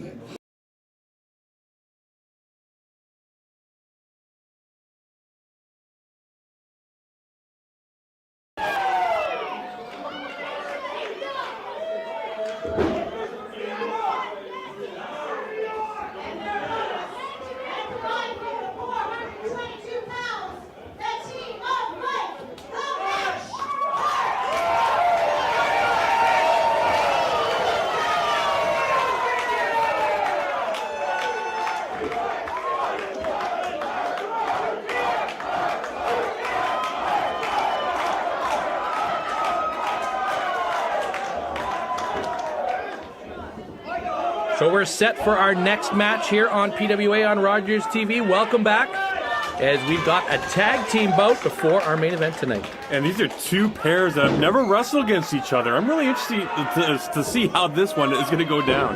Juan Ortiz, the pride of Tijuana, Mexico, along with Reggie Marley, the pride of Kingston, Jamaica, the Pure Wrestling Originals. And we've got Sexy Sid Summers and Mike the Match Hart, third generation superstar. 4 superstars in this tag team matchup for you here on Rogers TV. Exciting action. Ortiz and Summers in there right now. Sid Summers, recently mustache free with the shoulder block. Drops down Ortiz, hops over top, hip toss, but Summers reverses it. Hip toss down goes Ortiz. And you know, these are two veteran wrestlers right here. They know all the tricks of the trade, so they can't take each other lightly. The PWA crowd likes to refer to Ortiz as old, but we'll go with veteran. Sunset flip by Hart and a clothesline by Summers. Pin attempt by Hart. But he kicks out at 1, maybe at 1. And you'll notice Corey Hart there patrolling the outer parts of that ring as the team's manager. Choke into a power bomb. Count of 2, almost 3 there. Look at that. Forearm in the face of Hart. Ortiz, one of those vets in the ring, knows how to get every little bit of an advantage. Suplex into the corner. Hart's ankles go into the ropes. That'll stun you and take your wheels out from you. And a choke here. Count of 5 to break it, but he's tagged in Marley. The pride and joy of Kingston, Jamaica, like you said, Sean. He's ready to go to work right here on Mike Hart. So Reggie Marley in the ring. Main event player here in the PWA. Challenged for the PWA title many times. Goes for the pin attempt on Hart. Count of 2. And Hart in there, Dan, taking a beating. Needs to, I mean, this is a tag team match. You got a partner out there. You got to find your partner when you can. He was close to the corner. But you know what? Give Reggie Marley and Juan Ortiz credit. They're keeping him on this side of the ring and just wearing him down. Absolutely. Textbook tag team wrestling. Cutting that ring in half. Quick tags there. Wishbone on Mike Hart. He's going to feel that one tomorrow. Make a wish. Mike Hart feeling the effects of that. Ortiz back in the ring. We mentioned those quick tags. What have we got here? All right, well, they're focusing on the lower body to be sure. And that risks a disqualification. They're lucky, technically, as he goes for Summers in the corner with a kick. Technically, Ortiz kicks the turnbuckle and not the lower half of Mike Hart. And again, a great move there by Ortiz, cutting off Hart as he was just rolling towards Sid Summers for a potential tag in. And look at the wily veteran here, and now he gets Summers off the apron, taking full advantage of that 5 count. We saw it earlier with a chokehold. We see it when they make their tags. You see Juan Ortiz with the knee on the throat there, Reggie Marley with the boot up, and a clothesline, vicious clothesline. Mike Hart needs to make a tag here. He can't take these two on himself. And that's great communication and anticipation. Reggie Marley had the boot up, and now he's going to give Mike Hart some more, just as Juan Ortiz threw him right into that piece of leather. So, quick roll up here by Hart. Can he get Marley? 1, 2. No, only 2. And Ortiz was just jumping in to try and save the match. Big clothesline there. I don't know why Hart didn't go for a tag there instead of going for that clothesline and pin attempt. And now you see him back on his back again, and Ortiz and Marley, another quick tag, in control of this matchup. Ortiz goes to the top rope. What are we going to see here? Actually, just to the second rope. On top of Hart. That might be it. 1, 2, but Hart kicks out again. He's in trouble here, Dan. He liked how that move looked and felt. Probably not how it finished, though, because that was a 2 count. Didn't quite win the match.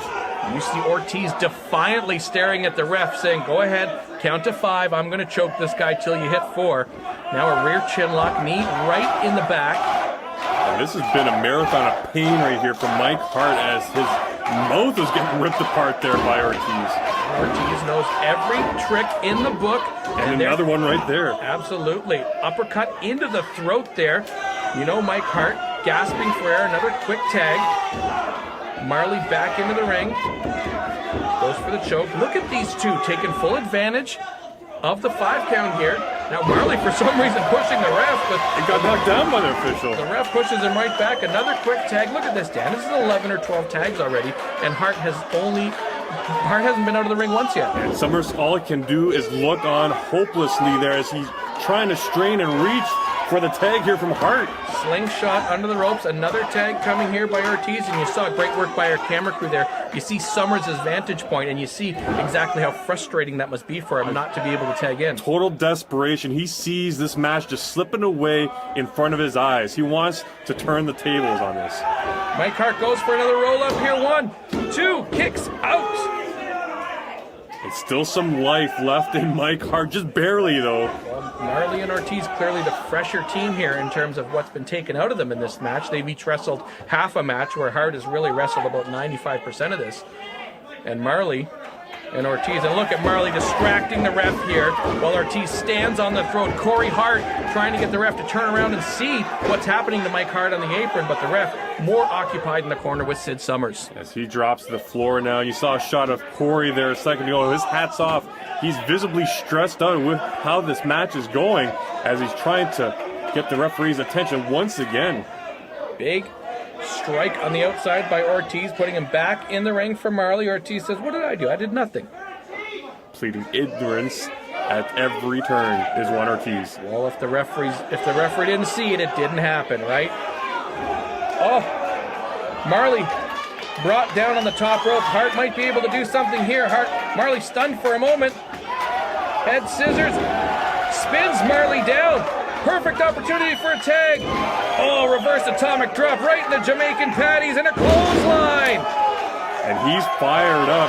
Mike Hart needs to make a tag, Dan. Why the pin attempt here? A little surprised by that move. Ortiz again was jumping out. And now Marley gets the advantage back with a forearm to the back. And here we are, Mike Hart stuck in the ring again when he could have tagged his partner. And Marley's got to look for a tag here. This is the longest that either of them have been out here in the ring. But he's going to go for something fancy right about now, it looks like. Marley playing to the crowd a little bit. There's that tag he was looking for. Tags Ortiz. What are we going to see here? Ortiz picks him up. Gut wrench suplex. Down goes Hart. And a steady beating from Ortiz and Marley. I don't know how much more Mike Hart can take of this.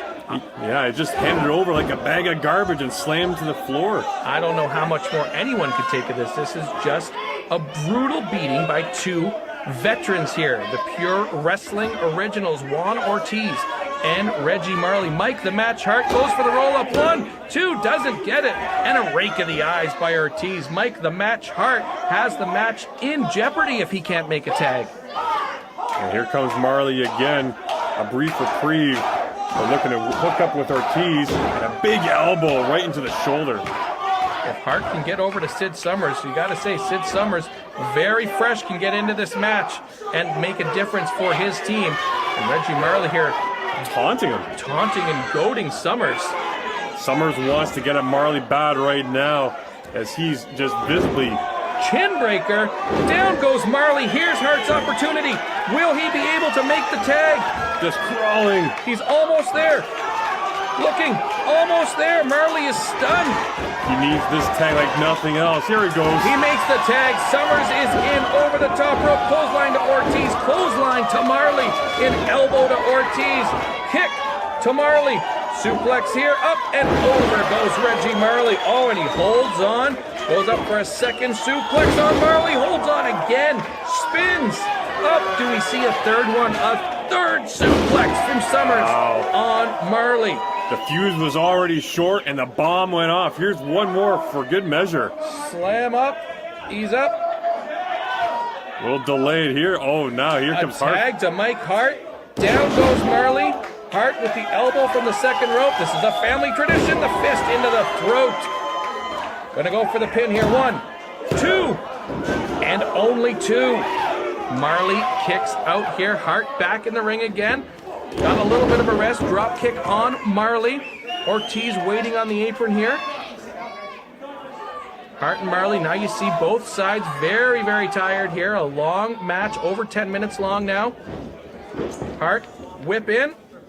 Spins over Marley, pushes Marley into Ortiz. Drop kick, up goes Ortiz. Summers slams him down. We've got all 4 men in the ring. And who's going to get up first? The Summers up, grabbing the legs of Ortiz. Can Hart do the same? Well, Hart and Marley are the legal men here. Sid Summers, though, has got a Texas Clover leaf on Juan Ortiz. And here we've got the family sharpshooter on Reggie Marley. Double submissions here. It's not going to matter if Ortiz taps. It's only going to matter if Marley taps. But Hart and Summers with submissions. Ortiz and Marley down. Ortiz has given up. It doesn't matter. And Marley gives up. And we've got our winners. Nice comeback from Sid Summers and Mike Hart.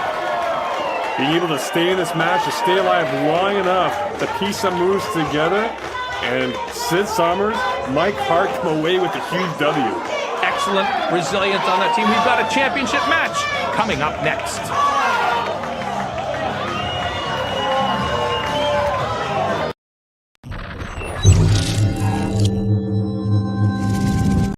Introducing first, the challenger in the corner to my left. He hails from Berlin, Germany, weighing in at 242 pounds. Please welcome Big Al.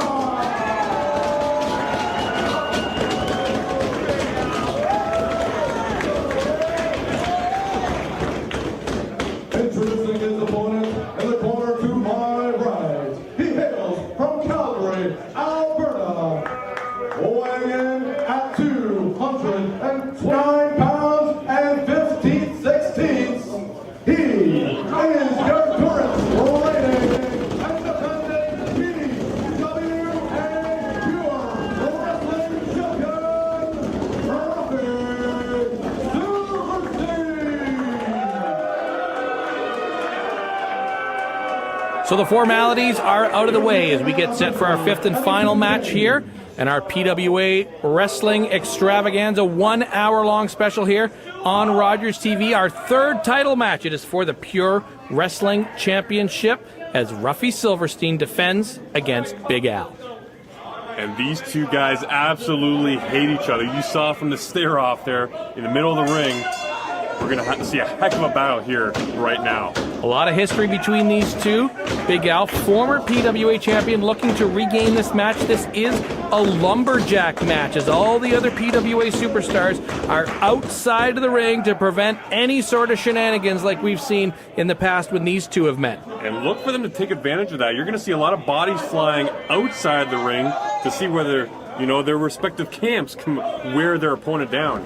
Technically, lumberjacks in a situation like this have one job and one job only. As we see Ruffy off the ropes, down goes Ruffy. Big Al with an elbow and a clothesline. Down goes Ruffy. Big Al in control in the early portion of this match.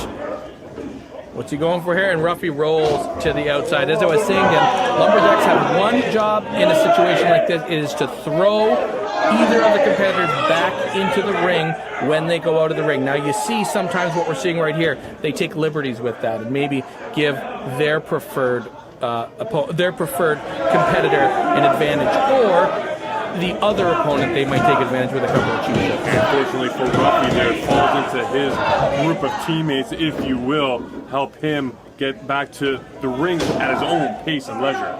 Rake of the eyes by Ruffy. Knee into the midsection. Another knee into the midsection. A third knee on Big Al in the corner. Ruffy, a wily veteran. Forearm to the back. PWA Pure Wrestling Champion Ruffy Silverstein now biting the head of Big Al into the corner. Spitting a little bit of Big Al's head out there after that, it looks like. Snap suplex. Over goes Al. Ruffy goes for the pin. One. Only one. And you got to know, you've got to do a lot better than that and a lot more than that to pin Big Al down for a count of 3. And the Lumberjacks on the outside, knee to the midsection. Lumberjacks, a who's who of the PWA out there. Backbreaker as Ruffy brings Big Al down onto the right knee. Up at a fireman's carry. What do we have here? Al comes down. Oh, slams Ruffy down to the mat. And Ruffy stunned. Can Al take advantage and regain his title? What? No. Just a quick count of 2. You see Eddie Osborne out there. Hardcore Hick. And now we see Ruffy going on the wrong side, rolling out into a whole host of, I guess you'd say, opponents, because they're not going to help him out without just beating him up just a little bit. Lumberjacks on that side. You see Hardcore Hick, Mike the Match Hart, Sid Summers out there. On the other side, Lance Malibu, Jimmy King, the entire Lilac family, including Lenny Lilac. And a great move there to be aware of his surroundings by Ruffy, grabbing the rope. Got to break the count on the rope, and now Big Al goes out on technically the wrong side of the ring, and here you see the cheap shots, and normally you see the other Lumberjacks come around to try and break this up, but they've got to throw him back into the ring. That's the job, and it's a rare occasion. Quick count of 2. It's a rare occasion where we don't see the Lumberjacks actually get into it with each other out there.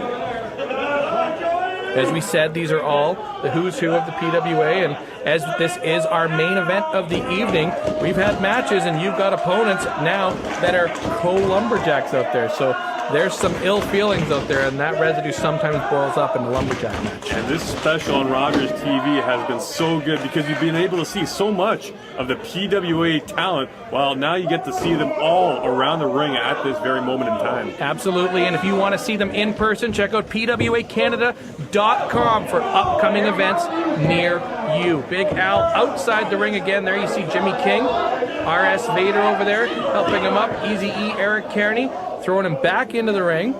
Back in quickly, and now you see some of the Lumberjacks pointing some fingers at each other. Hostilities are rising a little bit. That temperature in the room, it's just not the heat wave. The anger between these two sides is ramping up. Rear chin lock there. Ruffy releases it. Eye rake. Fireman's carry. Al slips out of it again. What do we have here? Oh, a bridge. Suplex into a bridge. Pinning combination. Only 2. And that nearly worked. You don't see much flexibility usually from Ruffy, but he flashed it right there. Working the slam into potential 3-pin, or 3 count, I should say. Only the 2, though. Big Al throws Ruffy out on the side of the ring. What will the Lumberjacks do here? Will we see a quick throw back into the ring for Ruffy? Yes, we do. Ruffy back into the ring. There's no escape in a Lumberjack match. And it's a good move, though, by Al, because he gets a bit of a breather, and he does less work. Absolutely. A lot of strategy in these matches. Pure Wrestling Championship on the line. Ruffy, the current champion. Big Al, the former champion. Will he regain it? Into the corner goes Al. And takes the wind out of Ruffy. Drop toe hold there. Into a potential submission here. He's got that leg wrenched up. In a good position. He's right in the middle of the ring, so Ruffy can't grab for any rope right here. He's just got to find a way to reverse it. And he might just do that. The wily vet Ruffy trying to get out of this here. And a thumb to the eye always solves that problem. Stomp to the chest by Ruffy. Capacity crowd here at the Alpine Club loving this action. Lumberjack main event. Neck breaker goes down. That might be enough to retain the title. Almost 3. Oh, you can call that 2.5. Maybe it was this crowd that's behind Big Al right now that spurred him to raise that shoulder and leg just at the very last second. And now repeated strikes to the head on Big Al. Ruffy goes to pick him up by his ear. Well, he's got to grab him by something. Doesn't have much hair in his head right now. These two are not going to win any hairstyle contests. Ruffy looking. Forearm to the small of the back. Down goes Big Al once again. Ruffy in control here. Wrenches that knee right into the shoulder and bends the arm back. Might be looking for another submission, but Al reverses it. Ruffy on the ropes trying for a pin, but no shoulders down. Good effort by Al, but a little awkward attempt there. Couldn't get the shoulders down, and Al goes down to the floor. You can tell Ruffy needs a bit of a reprieve right here. But luckily for Big Al, he's being taken care of his teammates. They're telling him to just take his time here. Let him collect himself and get back in the ring. Ruffy posing for the crowd while he gathers himself in there. Big Al maybe getting some advice there from Mike the Match Hart before he gets back into the ring. Third generation superstar. Forearm to the face of Al. Another forearm to the face. These two just pounding each other. Wow. Down goes Al. He might be knocked out. He just stood there taking those shots. Didn't even raise his arms to block it whatsoever. Yeah, as these matches wear on, the opponents wear down, and absolutely physical conditioning comes into play here. Both of these competitors in excellent shape, but really grounding and pounding each other here. They're definitely elite athletes, but even if they are, this wear and tear, like you said, Sean, is going to take its toll. Ruffy into the corner, misses, might have hit that ring post. Huge clothesline from Big Al. Another clothesline, down goes Ruffy. A third clothesline. Everything's coming in threes as Ruffy rolls out. And those big arms of Big Al, appropriately enough in this Lumberjack match, cutting down Ruffy Silverstein. Ruffy gathering himself outside the ring. Al imploring Ruffy to get back in the ring. Lumberjacks not throwing Ruffy back in as they should be doing here. There you see Lance Malibu wearing his own shirt. Talk about an ego. And there's one fan in the front row wearing the same shirt. It's lucky he's got that one fan. Can't believe anybody cheers for Lance Malibu. Goes for the clothesline off the ropes. Double. Look at the speed. Double cross body. These two might both be out cold. They're feeling the effects of that slam. That's 200 plus pounds on either side colliding right in the middle of the ring. These two now run the risk of a double count out here as the ref will start his count. If neither man can get What do we have here? What do we have here? Now the Lumberjacks go at it with each other, and we have chaos on the outside. Everyone's going at each other. This thing could get pretty messy if they don't control it.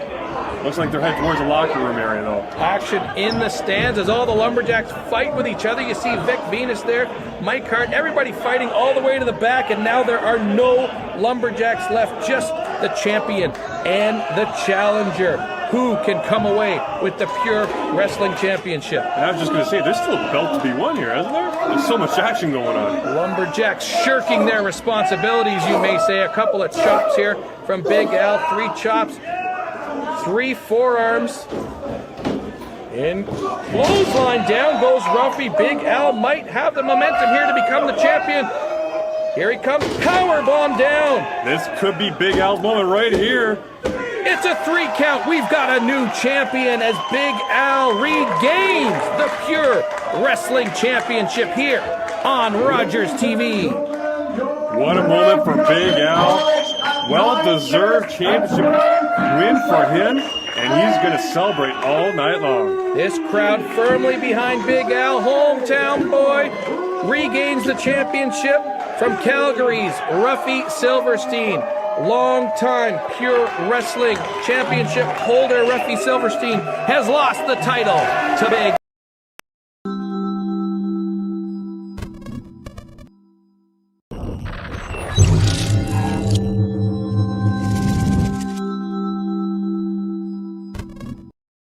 Ladies and gentlemen, the following contest is your fans' choice mixed tag. Introducing first in the corner to my right, the team of Eric Kearney and Crystal Banks.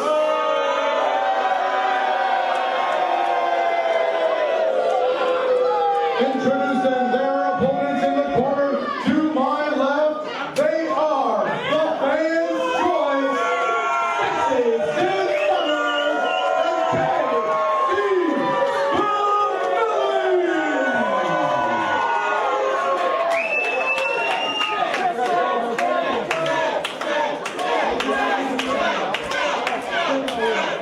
Well, as our ring announcer finds his way out of the ring, casually, we will get set for our next match here. It is a mixed tag team match. Easy E. Eric Kearney and Crystal Banks taking on Casey Spinelli and Sid Summers. And I don't know about you, but I'm pretty excited about this one. There's a lot of talent in the ring at the moment.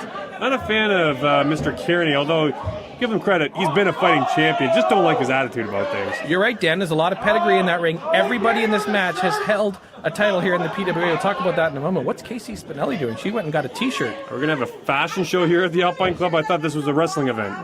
What's this? His shirt says, this guy sucks. That's true. That no one ever. That is true. This guy sucks. So Casey Spinelli takes Easy E's shirt and turns it right around on him. I bet he didn't anticipate this.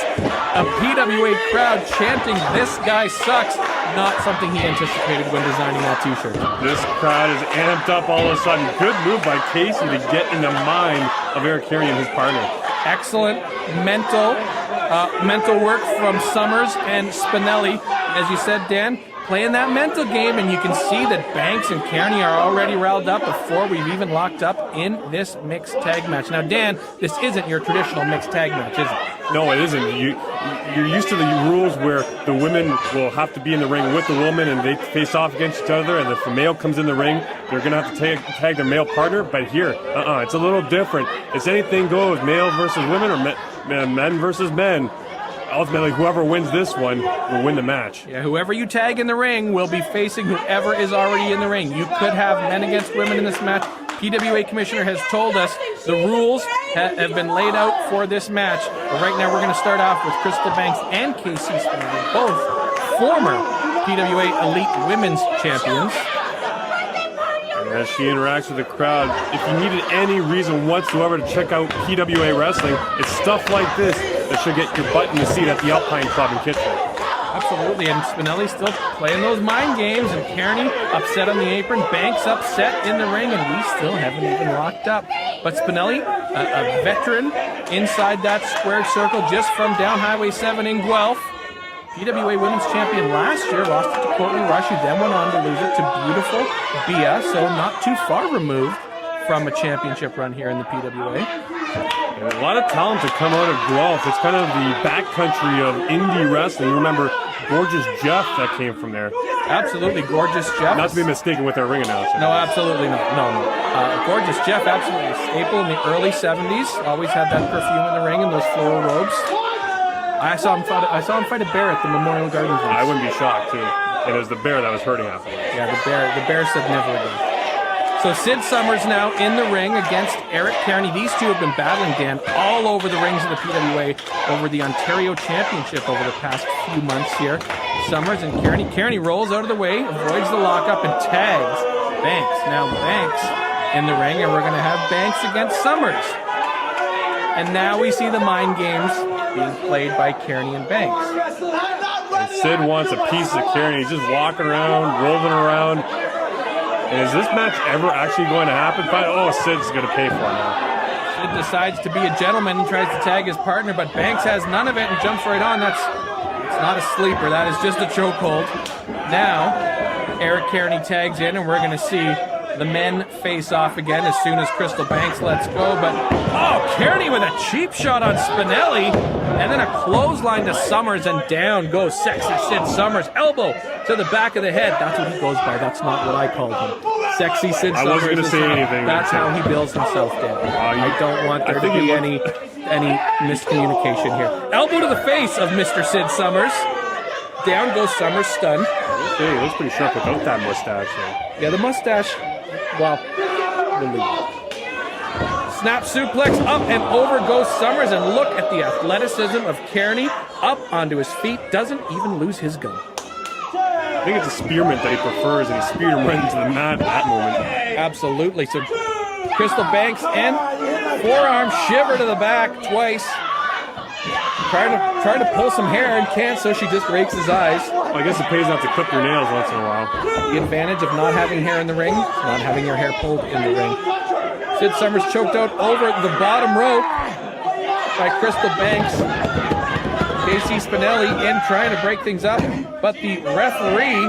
Oh, there's Kearney, of course. Look at this dirty tactics from this underhanded team here. Now the referee turns around.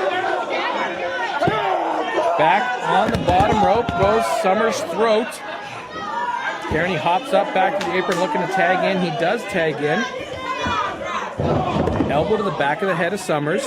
And he looks dazed and confused right now. He needs to get to the corner, and you see him desperately reaching for KC. It's a tough situation here, Dan, because normally when you see a tag team match, strategically, you and I would be talking about, oh, excellent move by Kearney going for the pin there, but only two.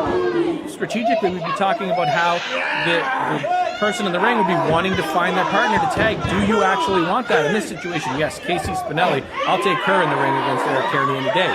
He's got a tremendous amount of talent, and again, Summers getting the energy drained out of him, and Spinelli desperately just trying to help out any way she can. Crystal Banks showing she is very adept at choking Sid Summers in a number of different ways. Unfortunately, that's only what she's known for, playing dirty. She doesn't have the wrestling caliber that Spinelli has on the other side of the ring. We've seen her here in the PWA before, Dan, getting involved in Kearney's matches on the outside. This is the first time on one of our television broadcasts that we've actually seen her in the ring, but always getting involved, so we can expect these tactics as these two exchange blows, but Kearney with a drop kick stuns Summers, sends him back into the turnbuckle. Sid has been in the ring a long time as there's another tag. What's up next here for him? He's going to take a couple chops, I think. Forearm right to the ear of Sid Summers. Another forearm to the right side of the head. Crystal Banks puts him on the bottom rope again, choking him out one more time here. Going back to trying to take that air supply away. Smart move on her part because definitely outsized, and I think Kearney wants to get back now. Reprieve for him. And say what we want about the tactics. Going for a super kick. Get a super kick in on Summers. Summers moves. He almost kicks Banks, but they avoid it. But the tag is made, and Spinelli is in the ring. A clothesline, and then a chop. Another chop to Kearney. A third chop to Kearney. The crowd getting into it once again. Another chop sends Kearney down to the ring. Casey Spinelli with the yellow shirt and the purple hair. Maybe, repping some Golden Hawks there, Dan. Some Laurier Golden Hawks over here in Kitchener-Waterloo. Shoulder tackle from Spinelli. Well, she's flying high right now. Clothesline. Down goes Kearney. Elbow. Excellent flurry from Spinelli here. Big drop kick. This is what we were talking about. If you're going to tag someone into the ring, Spinelli's got the pedigree.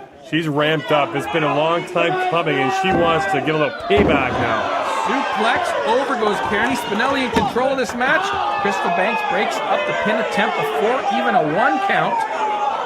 Come on, referee, you've got to get somebody out of the ring here. Spinelli can't fight 2-on-1. He's got to get control of this match again. This is getting disgusting. It's been out of control since the get-go. Oh, big chop. Goodness. A big chop in silence from Spinelli. Tag to Summers. He's refreshed enough to hop over the top rope. Now Summers is going to get his retribution. A knee down to the throat. Another knee onto the face. A third knee from Summers. It's appropriate. He's got stars on his knee pads because that's exactly what Kearney's seeing. Kearney, what are we going to see here? On the shoulder. Looking for the power slam here, but Kearney slips off the back and a super kick to the side of the head. Summers swings at Banks, but she gets a neck breaker down on him. One, not even the legal competitor in the ring here. This match has lost complete control. Spinelli with a spinning clothesline, misses a super kick, up, misses again off the ropes. Spinelli with a clothesline spins Kearney around. This is like a tornado match now. All four in the ring, and Spinelli says this guy indeed sucks to our cameras. Into the ropes, reversal, Banks, Spinelli off the ropes, misses the clothesline, down. Oh, is she going for it? It's the Spinelli slam. Down goes Banks. That's going to be it if she can get a cover. Yeah, but Summers is the legal competitor. 1, 2. Kearney comes off the top and headbutts his own Serves you right. partner. Went to the well one too many times. Out goes Kearney. He's up on the outside, and he's down on the outside. And we see a pin. Sid Summers, the legal man, pins the legal woman. Give the assist on the pin to Eric Kearney with the headbutt off the top rope. But Spinelli and Summers come up victorious. Spinelli, the difference maker in this one, is she's full marks for the round of applause she's receiving right now. Excellent mixed tag team match here in the PWA on Rogers TV. Lots more to come. Stick around. Exciting wrestling action coming up shortly here, right after this break.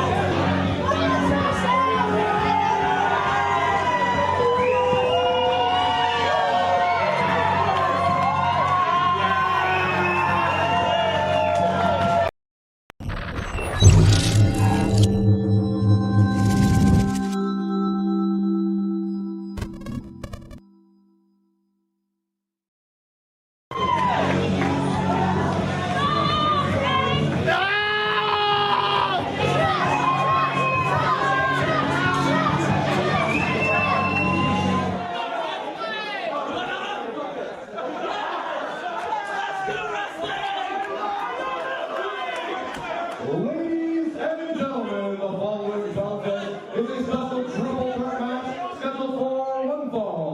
Introducing first, in the corner to my right, he hails from right here in Kitchener, Ontario, weighing 230 pounds. He is the king of the chicken dance, Brendan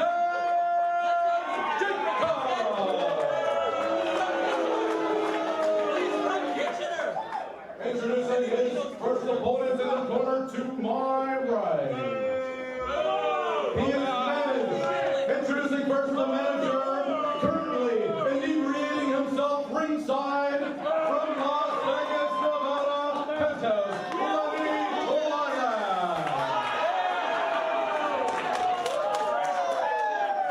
and he represents from Lagos, Nigeria, owing 260 pounds.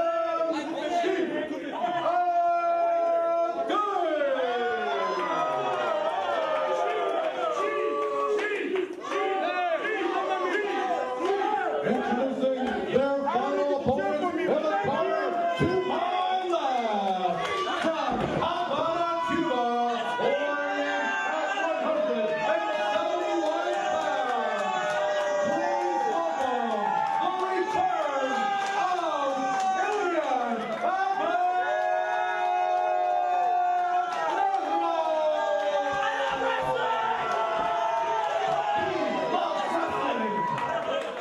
So with the ring announcements bordering on a time limit draw here, we are set for our special Fans Choice triple threat match. Dan, let's get a couple of things out of the way here. Brandon Jacobs and Ellie Habanero were set to have a one-on-one match, but after the events we saw earlier tonight with Chief Ade getting involved in Notorious TID's match, we've been told this is now a triple threat match. And I love this move by the commissioner. Serves him right for getting involved in the first place. As much as I would like to see in the head-to-head, I hope, in fact, that they team up against Chief Ade and teach him a lesson. And now, more importantly, this is the return of Elian Habanero. Let's listen in what he's trying to do here.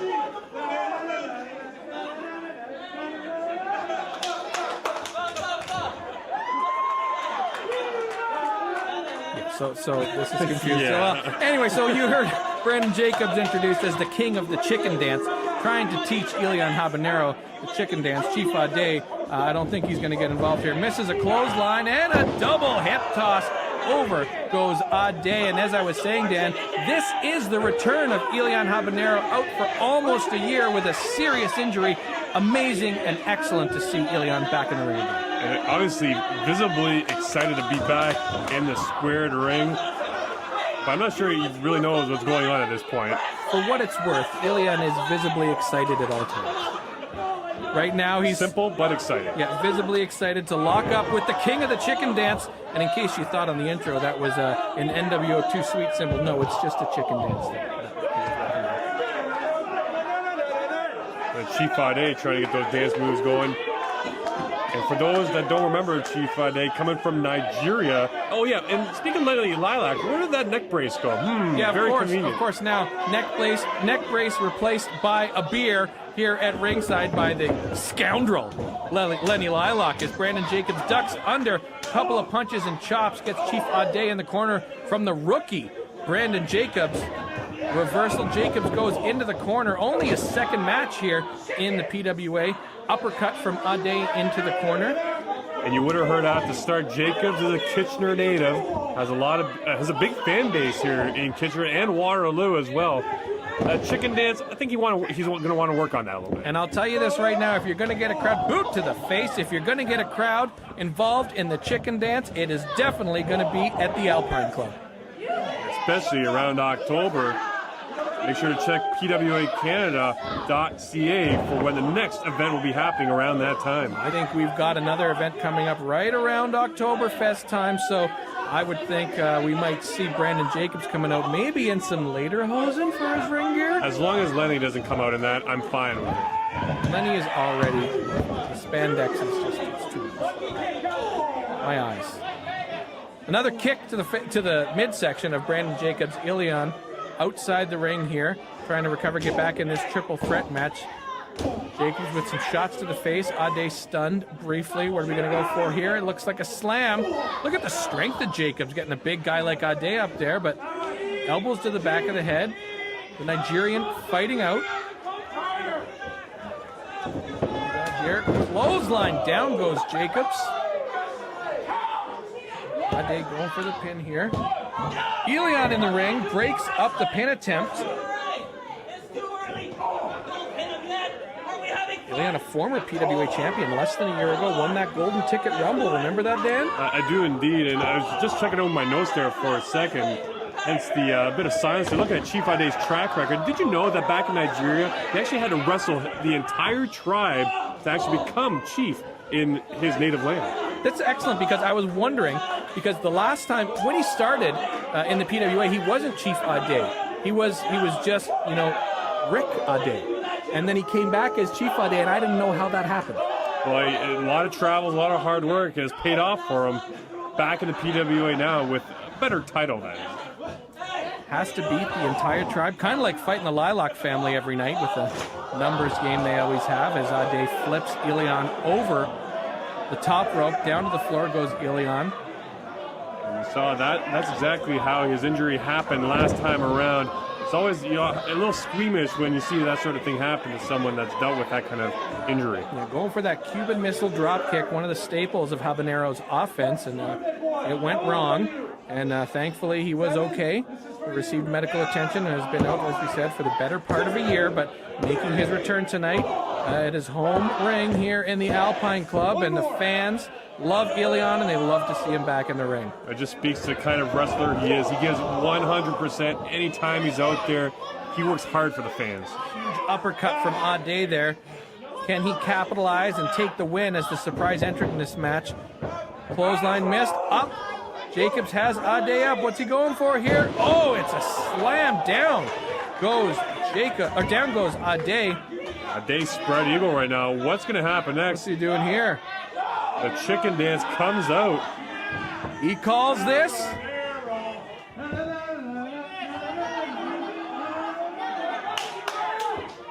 The chicken's leg drop. Down it goes. Habanero with a drop kick off to Jacob, breaks up the pin attempt. All that chicken talk had me licking my fingers after having a few chicken wings. I just had to stop and get some on the way out. The action in this match is finger licking good. Dan, as Habanero reversal from Jacobs. Habanero off the ropes, ducks under the clothesline, off the ropes, double clothesline as Jacobs and Habanero clothesline each other. Ade could capitalize here with both of them down. He's trying to do exactly that. Habanero first for the pin. Goes for the pin, but kicks out at 2. Goes for the pin on Jacobs now. 1, 2, and only 2, Dan. Only 2, and he's in total disbelief right now. Chief Ade, is he going to try and pin Habanero? Or he's just plain frustrated at the moment. Well, Chief Ade, too, you have to consider, wasn't planning on having a match here tonight, and all of a sudden, here he is in control of this match against 2 competitors. One a veteran, one a rookie. You notice his boot right there, unlaced. I wonder if he's going to trip up in this match at some point. You have to wonder if those were even his own boots. He wasn't planning to wrestle. Maybe he had to borrow some from another Lilac family member. Who knows? Well, it's like no one's going to fit in those boots. Chief Ade here. See, and here's strategically, I don't understand. You're beating down Jacobs, and then you go over for Habanero. You got to focus on one neck breaker. Down goes Habanero, and it was the neck and collarbone that was injured. How is he still in one piece after that one? Jacobs is up, punch to the midsection, another punch. Ade ducks, going for another neck breaker. Down goes Jacobs. Back-to-back neck breakers. Chief Ade in complete control of this match. He might not have been expecting to wrestle tonight. And what's did that? You see someone parting the curtains? Notorious TID. Still, now he realizes what happened in his match earlier tonight when Chief Ade got involved.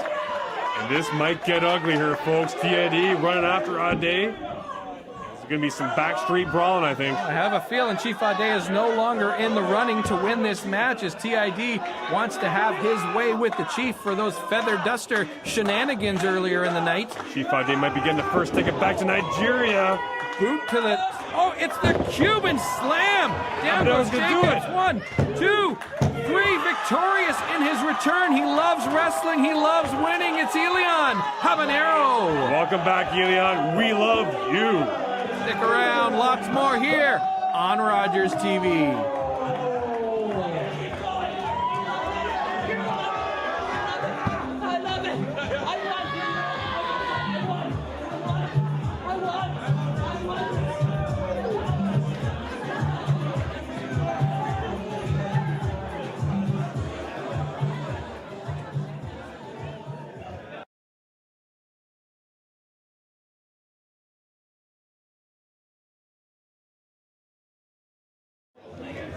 Ladies and gentlemen, the following contest is a special 2 out of 3 falls tables match, which means that one competitor must put his opponent through a table at least twice to be named the winner. Introducing first, in the corner to my left. Firstly, the manager, hailing from Las Vegas, Nevada, Patches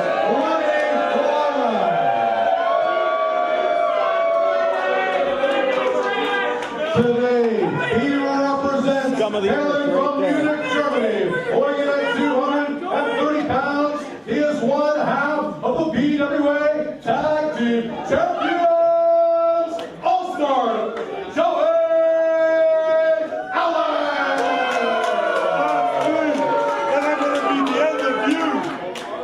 Introducing his opponent in the corner to my right. Firstly, he is seconded by the Radical Rodeo Club.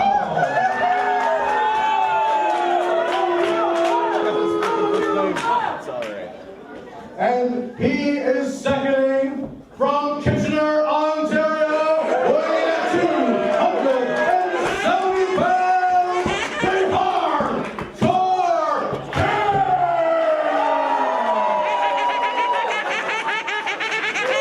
Well, with the formalities out of the way and the ring introductions bordering on a time limit draw, we are set to go on our 2 out of 3 falls hardcore match featuring Joey Allen and Hardcore Hick. And this is a tough one for Hardcore. A lot of pressure on his shoulders as we all know what's on the line here tonight. Hardcore Hick and Joey Allen, former best friends until Joey Allen sided with the nefarious Lilac family. And you see Lenny Lilac, these two just going at each other, man. See Lenny Lilac out there with the neck brace once again. It just seems like he can't decide, is his neck injured, is it not? Apparently he thinks it's a lot worse than it actually is. Big clothesline from Joey Allen, down goes Hick, they lock up again, and these two just teeing off on each other. Down to the mat, they won't let go, on a collar and elbow tie-up. Outside the ring they go, down to the floor here at the Alpine Club, still pounding on each other. A knee from Hardcore Hick. Going for a suplex here on the outside, up and over goes Allen. Right on the hardwood. He's feeling every panel right there as Allen slammed hard to the floor, writhing in pain now. Now, if you didn't catch it in our lengthy introductions by Gentleman Jerry, the rules for this match, it is a tables match, and it is 2 out of 3 falls. That means you have to put your opponent through a table, not once, but twice. My question is for Joey Allen, though. As long as he's wearing the t-shirt, that's fine. That's one thing that says PWA Extreme. But is he mentally and physically ready to go to fight this kind of battle against Hardcore Hick? Hardcore Hick biting the head of Joey Allen, perfectly legal in one of these matches. Oh, a chop. Allen out of the way, and Hardcore Hick chops the ring post up onto the apron. Goes Hardcore Hick, and Joey Allen taking control of this match. The Radical Rodeo Clown checking on his charge. Allen with a drop kick, and Hardcore Hick down to the floor. Joey Allen celebrating. We've seen him pull off that move more than once in his wrestling career, and just trying to shake up Hardcore here in the early going of this one. Hardcore Hick trying to recover on the outside. Allen comes off with a full body tackle down to the ground. Goes Hick and Allen. No countouts here. No submissions. No pinfalls. Tables and tables only. No surprise, we've seen them wrestling here for the most part of this match on the floor outside the ring rather than on the mat inside. And this isn't going to be a technical battle. This is going to be an all-out brawl. These two do not like each other at all. And now Joey Allen under the ring, pulling out a table. This is part of the strategy. You're not going to win a tables match without getting tables involved. The tables do not have to be in the ring. They can be on the outside. And you have to wonder whether this is advantage Hardcore, even though he's feeling the pain of that last shot that he took. He's taken a few more table bumps, I think, more so than Joey Allen throughout his career. Double axe handle from Allen, but Hick fights back with a punch and a couple of elbows. Trying to throw Allen back into the ring. Nope, goes for the ring post, reversed, and Hick into the ring post. Joey Allen back in the ring now. Lenny Lilac and the Radical Rodeo Clown both outside the ring. Right now, I think Hardcore Hick needs that neck brace more than Lenny Lilac does, as what do we have here in the corner ring? Joey Allen setting up the table on an angle. Gotta think he's gonna be trying to put Hardcore Hick through that table. Remember, once someone goes through a table, that is not the conclusion of this match. This is a 2 out of 3 falls table. Luckily, there was a sale at Home Depot, so they're covered for this match. I believe there was a buy 2, get 1 free. Chair into the back of Hardcore Hick, and then a stomp. Hick is stunned. Got to get away from that table. It's not going to take much for Joey Allen to put him through that table. Allen in control here. Hick is down on the table. What are we going to see here? This could be the first fall here. Sets up the chair. Another double shot to the throat. Oh my goodness. Up and over goes Allen. Oh, wow. Hick through the table. That is the first fall in favor of Joey Allen and Lilac with his arrogance. He's loving the sight of that, although I don't like the sight of that at all. Loving the sight of that would not be how I described that camera shot from that clip. Usually do a good job with that. They do a great job. Steve and Ryan did a wonderful job up there, but that was far too close to the Lilacs upper region. Double axe handle to Hardcore Hick. Allen rolls out of the ring, presumably you would think to get another table. He's in control of this match. Yeah, under the ring looking for another table. Can he find one? And Lenny's trying to help him out, but they have a dazed Hardcore Hick, and I think this crowd is as dazed and confused as Hardcore is. Not the start they both had envisioned in this one. Yeah, the crowd firmly behind Hardcore Hick in this match. No fan of Joey Allen, which is shocking considering before. Chair to the head of Joey Allen. Joey Allen used to be one of the most popular wrestlers here in the PWA. Back when they were teammates, as you said, there's a lot of background between these two, and that's sometimes when you get the best matches, when you have that history between two wrestlers. And Dan, fun fact here, both of these competitors, former guests on the home team here on Rogers TV. I love it. Yeah, they were fantastic. Nice plug, by the way. I appreciate that. Thursday at 7:30 on Rogers TV. Into the ropes goes Joey Allen. Reversal. A bit of square dancing here at the Alpine Club, and a knee to the midsection of Joey Allen. Another reversal drop. Toe hold into the chair, and that destroys the chair. But it's not a chairs match. This is a tables match. But does Hardcore even know where he's at right now? You almost see the Tweety Bird circling around his head. Pick up. I wonder why Allen's not going after that table. Now, what's going on here? He's got a fork. Lenny Lilacs got a fork in the head. Well, it's only logical. He's always got a fork around, doesn't he? Well, yeah. Normally he uses it as a functional tool, not as a weapon. I just hope it's washed, that's all. The Radical Rodeo Clan negates the Lilac influence. Up, reverse atomic drop down to Joey Allen. He's going to feel that in the morning. And a low blow underneath. Allen goes down. Doing whatever he can to get back in this match, and Extreme Rules, well, that's the most extreme method right there. Remember, chairs, tables, forks, low blows, all legal in this match. Makes the job a lot easier if you're the referee. Why even have a referee? Hey, we should just hop in there, quite frankly. Hardcore Hick getting the Alpine crowd behind him. Say it with me! Hardcore Hick now verbally declaring he'll be getting the table, trying to tie this 2 out of 3 falls matchup at 1 apiece. Joey Allen still feeling those low blows from Hardcore Hick. As you see the rodeo clown finally get some lumber available for Hardcore. Dan, who's that in the background there? That's not Tex Lexus, is it? We've never seen Tex Lexus here in the PWA. What's he doing here? We're going to have to get somebody on that. I've got some major questions if it is him. Dan, you get your sources and we're going to figure out why Tex Lexus is here, because what is he doing in Kitchener? Well, back to the action here. Hardcore Hick, Joey Allen Hick with a table in the ring here. Setting the table up. Joey Allen's still down, writhing in pain. I don't blame him, but man, he does not look all with it. Hick has set the table up. Looking at the roof clearance here, what does he have in mind? Yeah, there's not much real estate up there, so whatever he's trying to draw up, it's got to stay low to the ground. And Allen able to reverse this maybe. And if Allen can put Hick through the table here, he'll win this match 2 falls to none. But Hick stops it, reverse it, chop to the chest of Allen. Down goes Allen, not through the table again, and a third time. 4, make that 5 on the 6. Okay. I'm going to stop killing. I was just going to say knock, knock. Who's there? Well, Joey Allen on the side of that table. Joey Allen's head smashed into the table 10 times by Hardcore Hick. And onto the table he goes. Hick has Joey Allen right where he wants him. Let's see this thing tied up 1-1 really soon. Straightening up Allen on the table. What are we going to see here? Up to the first rope, second rope. I think Hardcore is going to take off. What's this? He's in flight. Oh! The table goes Allen. This is tied 1 apiece, and Joey Allen may be knocked out cold. Well, if we're going to compare table breaks, I think Allen took the worst bump of the two. As you can see there, his eyes are rolling to the back of his head, and looks like Hardcore feeling the effects of that one a bit too. So debris littered all throughout the ring. Lenny Lilac and the Radical Rodeo Clan both outside the ring with their seconds inside the ring. Allen and Hardcore Hick. This is now a 1-fall match. Next man through a table loses this match.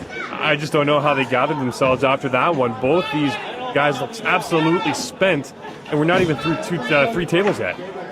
Great night here on the PWA on Rogers TV. Excellent action. If you've never been out to a live PWA event, make sure you check it out. Visit PWACanada.com for a live event near you. This taking place from the Alpine Club in Kitchener, one of the most popular PWA events, but PWA events take place all across Canada. And these 2 veterans alone, worth the price of admission. They're putting on a show here tonight.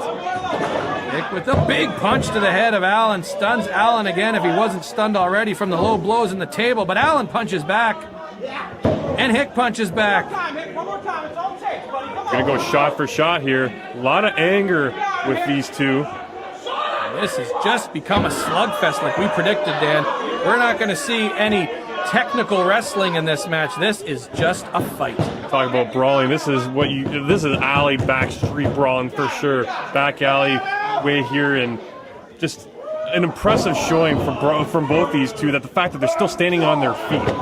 Drop to the knee from Joey Allen into the chin of Hick, and then a boot to the face, and Joey Allen takes somewhat of the momentum back. Can he capitalize on that? And Dan, we talked about this being just a fight, but that's not to take away from the skills of these two guys. These two can put on a great wrestling match when they want to. This is just not one of those nights. It's a chair into the head of Hick. You're absolutely right, though. There's a reason these two were partners at one point in time. And talent is bound to attract each other. Now they obviously had their falling out and reasons for doing so. It's just a shame that we're seeing so much talent in the ring go head to head against each other. I remember the night that Joey Allen turned on Hardcore Hick, and the jaws of the Alpine Club were all on the floor as one friend turned on the other. That they've been feuding with each other for months now, and this here could be the end of Joey Allen versus Hardcore Hick. And ultimately what it came down to was jealousy, I think. It's just Joey Allen was not happy with how much love Hardcore was getting, and sometimes it happens in relationships that way too, and we saw it happen on the mat just a short while ago. Joey Allen, the former Pure Wrestling champion here. Hardcore Hick, recently former Pure Violence champion multiple times here. Is Joey Allen under the ring once again, getting out a table. This could be the third and deciding table. Who will be the man that goes through it? My question is, was it the best career move for Joey Allen to side with the Lilac family? Well, he is one half of the tag team champions, so while they do have nefarious means, Lenny Lilac does have success in the Lilac family, whether you like his methods or not. One thing he doesn't have is excellent taste in fabric. Yeah, I'm not sure about that selection, as per usual. Same old story, really. Chop and a knee, another knee from Hick. Into the turnbuckle goes Allen. Takes Joey Allen out of the corner again. Lifts him up. Shot to the face. Another shot to the face. Third shot. Keeps going at Joey Allen. Into the chair. Almost in a seated position, but the chair collapses. I think that's the chair that the drop toe hold went down on. Structurally unsound at this point. I was going to say it's about time that Hardcore Hick sets up that table again, but it looks like he wants to put him out of commission right now. Allen into the chair, off. Oh, cross body collapses, a second chair. That thing is a twisted heap of metal under Joey Allen. There is no saving that chair under Joey Allen. Absolutely flattened. So is the wrestler. But it doesn't look like Hardcore's done quite yet. All Hardcore Hick has to do now is get that table set up, get his opponent on the table, and it's going to be a piece of cake to get Joey Allen through. Will he have enough time before Allen can recover? Now Allen trying to get back to his feet. I don't think he's got enough, though. Hardcore Hick just about set to take care of business. Almost back to his feet. Hick seems to be somewhat recovered here. He's feeling it. This crowd's behind him now. Oh! Axe handle from Allen. Stuns Hick. A chop from Hick. Another chop from Allen. Chop from Hick. Chop Fest 2016 here at the Alpine Club as these two are going at it. Look at the red marks on the chest here from those vicious chops. Credit Joey Allen. There's still some life in him, and he's giving it his all right now. Giving Hardcore everything he can handle. German club is the Alpine Club. This is Choptoberfest. The spin chop. Can I get mine with some applesauce, please? Schnitzel in the corner. Another chop to Hardcore Hick. And another chop. I've lost count of the chops here. And look at Hardcore. He's smiling, almost enjoying this. And Allen just challenging him, puffing out his chest. He wants another. Hardcore Hick with another vicious chop to Joey Allen. Right into the turnbuckle, head first. But a block and chop. 30-40 chops in a row here, Dan. This is the best episode of Chopped I've ever seen. You're never going to get this much chopping anywhere else on Rogers TV unless Chef D is in the house. And he does a lot of chopping. Up and over. Can he get him through the table? Elbows to the back of the head. Nick is stunned in front of the table. A dangerous position here. Who's gonna go over though? That's my question. They're both teetering on absolute exhaustion. Up, oh, blocks it. Another chop. And might it be Hick now with the exclamation mark? This could be game over. Hick with the driver slam on Joey Allen. What is Lenny Lilac doing up on the ring now? He knows his last gasp right now. He's just trying to do whatever he can to keep Joey Allen alive. He's going to take a shot from Hick, and if he didn't need the neck brace before, he's going to need it. What is this? Is it Ade? Jimmy King and Chief Ade, what are they doing out here? We already mentioned the kind of damage Chief Ade can do. Well, he's putting an example of it right here as they both come into the ring to interfere. And the Radical Rodeo Clown trying to help out Hardcore Hick, but 3 against 2 does no good. 4 against 2 if you factor in a stunned Lenny Lilac. Jimmy King setting up the table where he wants here. Now Jimmy King and Joey Allen are the tag team champions. They setting up for a tag team move here. Is this their finisher? Gotta watch out, Hardcore. This could be it for you. They're not going for a 3D. They are. Through the table goes Hick. Oh my goodness. Joey Allen is victorious, but not without significant help from the Lilac family. That Cheshire Cat grin. This thing is over. But as you said, Sean, not all too fairly, bittersweet moment for fans here of Hardcore Hick. Oktoberfest ends with Joey Allen's hand raised in victory. Lenny Lilac, Jimmy King, and Chief Ade celebrating. And Hardcore Hick and the Radical Rodeo Clown both laid out. Unbelievable turn of events here on the PWA on Rogers TV. What more can you say? I'm absolutely stunned at this moment. The diabolical, dastardly deeds of the Lilac family coming through again. Alpine Club crowd is in shock. We'll take a moment to gather ourselves and be back with more here on Rogers TV.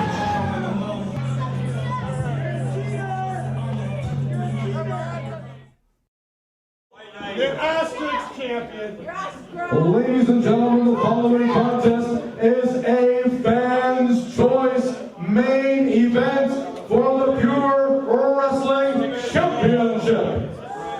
Introducing first the challenger in the corner to my left. He's joined tonight by Team Hart, Corey Hart, and Rusty the Rich. From Calgary, Alberta, weighing in at 180 pounds, third generation PWA superstar, Mike the Match Hart.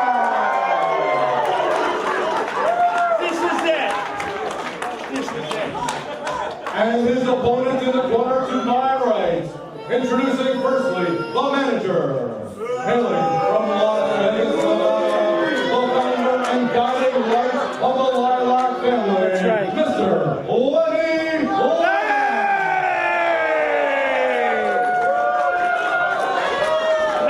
Thank you very much. He represents, hailing from the future, weighing in at 233 pounds. He is the current reigning and defending PWA Pure Wrestling Champion, Lance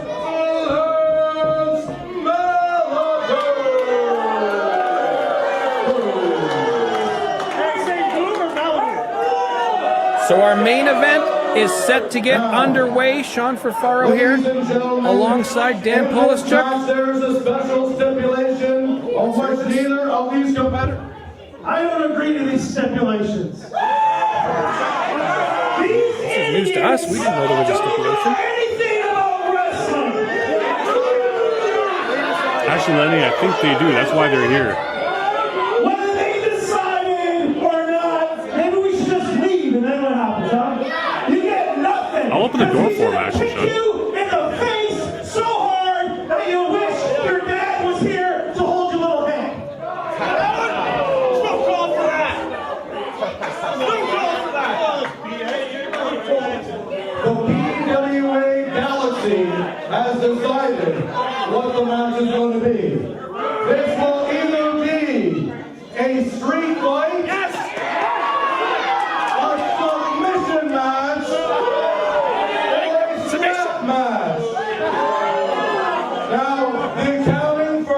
of Diamond, and Firth.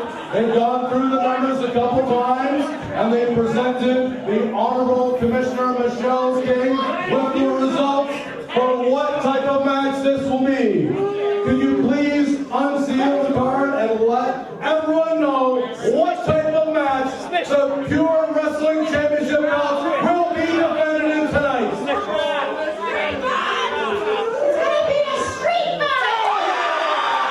So Dan, we've got a street fight set to go here for the Pure Wrestling Championship. Lance Malibu defending against Mike the Match Hart. And clearly one side wanted that more than the other. Will it favor them in the end, though, as there you see the Pure Wrestling Championship belt held by currently Lance Malibu. Lance Malibu, Pure Wrestling champion since the Golden Ticket Rumble that was actually for the title in 2016. He has been a longtime champion, held that title for quite some time. You've seen Lance Malibu here on Rogers TV plenty of times. Clearly that golden ticket has gotten to his head a little bit. You see the grill that he was wearing? Yeah, the golden mouth guard for the champion, Lance Malibu. And a little over the top, I'd say. Lance Malibu, seconded by Penthouse Lenny Lilac. Mike the Match Hart has, as always, by his side. And the crowd getting into this one, they want to see something nasty. Corey Hart, who ironically was wearing sunglasses, and it is at night, but it is a different Corey Hart, and Rusty Rich, both by his side. One of the few times that you'll see Lenny Lilac's outside members outnumbered in a match here. And for those that don't know Rusty Rich, he got that name Rusty from his work fixing up old cars and fighting in the junkyard behind his shop. He's become tough as nails. Tough as nails is Rusty Rich. Corey Hart with the black cowboy hat there. Now, Corey Hart always at the side of Mike Hart. Those two seem to have been having their differences lately, but they've worked it all out. They're on the same page again. Corey Hart seconding Mike Hart there. Lance Malibu with a forearm to Mike the Match Hart. Yeah, it's like brothers, right? You have your ups and downs. You ultimately work out of it, don't you? At the end of the day, Dan, family is family, and you put your differences aside, and family comes first. And there's no family that speaks to that more than the Hart family. Oh, you know the pedigree behind that name for sure. And there's no reason one wouldn't stand behind the other in support. Lance Malibu with a choke. No count here because this is a street fight. There are no rules. There are no disqualifications. Can I note again that neck brace gone from Lenny? You just can't decide. Four times you've seen him. And neck brace, no neck brace. Neck brace, no neck brace. Clothesline, Mike Hart on Lance Malibu. Down goes the champ. 1, 2. Could be an early finish here. No, only 2. Malibu shaking just a little bit. The champion on the ropes. Reverse atomic drop. Off the ropes goes Hart. Cross body block. Up and down goes Malibu. 1, 2. Leg is hooked. Only 2. Again, the Hart brothers was trying to deal with Lilac and Rust on the sideline, getting involved as well. Backbreaker from Hart. Lance Malibu, the veteran, will overpower you. He's got a number of tricks up his sleeves, but Mike the Match Hart, so athletic, so quick, so agile. Sometimes that's just hard to combat. Well, he's from the future. He already knows how the match is going to go, or at least he thinks he does. Russian leg sweep. Down goes Malibu. Hart with a flurry of offense here in our main event. Calling for the elbow here. Up to the second rope goes Hart. Off the elbow to the chin of Lance Malibu. The champion is stunned. 1, 2. What's this again? The official getting tied up. Lilac pulls the official out. Perfectly legal, unfortunately, in a street fight. Credit the other Hart. Excuse me, Sean. Just staying on the offensive. Now they have to deal with these shenanigans. Corey Hart has had his issues with Lenny Lilac, and those two are no fans of each other. And you see Corey Hart's even got his wrists taped up to deal with the Lilac factor out there. Not too many smart things that Lenny does, but, you know, this gives Lance Malibu some time, but you know what? Down on his haunches again. Clothesline off the apron, down to the floor. Down goes Malibu and punches to the forehead of the champion, Mike Hart, in firm control of this match. It's officially hardcore now on the hardwood. Into the apron goes Malibu. What's Hart looking for under the ring? Looking like another chair. Looking for chairs. I don't know that we have any tables left after that last match we had, but there is still at least one chair left. What a match that was. Lance got there. Got some billy clubs. He's going to try to restore some order with those things. Yeah, it looks like some shades of the old big boss man there. A couple of nightsticks. Hart trying to set up that chair in the turnbuckle. Wasting too much time is Hart here. Oh, now to the midsection goes Malibu, spinning around, kick to the midsection again. Here's where Malibu does his best work. Right in the back. Oh my goodness. On offense. Weapons legal in this match. Boot to the midsection. Malibu gets the club right on the throat of Hart. And Hart's in such a tough spot right now. Lance has him in a position where he can't move. Down goes the club right onto the throat of Hart again. And Lance Malibu just vicious with these weapons he's found from under the ring. And Dan, I've never seen those sitting under a wrestling ring before. This is obviously a plant from the Lilac family. Yeah, they're complaining that they didn't want to play this kind of game, but they came ready to play. Yeah, mock outrage at the beginning of the match over a potential street fight, and then we find planted weapons. Vintage Lilac family. Dastardly crew as there's more weaponry they're looking for, maybe. Oh, Hart's rolled out. Gets out of the way, Corey Hart moves away. Oh, and then a chop from Lenny Lilac, and now 2-on-1 here as Lilac and Malibu working on Hart. Elbow down to the floor, and Corey Hart and Rusty Rich doing nothing about it. Finally, Rusty gets involved. He's got to do more of that because Lenny's going to keep getting involved otherwise. On the back, slammed into the ring post from the outside. That'll stun Mike Hart for a while. That's solid iron in the ring post, Dan. Oh, the front row, I would have to say. Cameras up in the front row, and you see families here, the kids all having a great time here at the PWA. Reversal, the champ's head goes into the ring post with such force it knocks the chair loose from the ropes. And here's going to be maybe a shot. Oh, right to the backside. Chair shot to the back. Give me the other gap. So much action here on the outside of the ring. Fans have cleared out of the front row for fear of getting injured. Watching from the back rows here during this match. Still digging under that mat. What's left to be drawn out of there? Corey Hart and Lenny Lilac with a showdown on the side. What do we have here? And you got like Corey wrapping his knuckles up. He's ready to go whenever, especially in a matchup like this one. Now Hart has the club. Hart has joined the club, and each of these guys with weapons now. Mangled chairs finding their way into the ring. This is going to get ugly, Dan. Oh, Malibu better watch out. Could be game over. Chair to the midsection.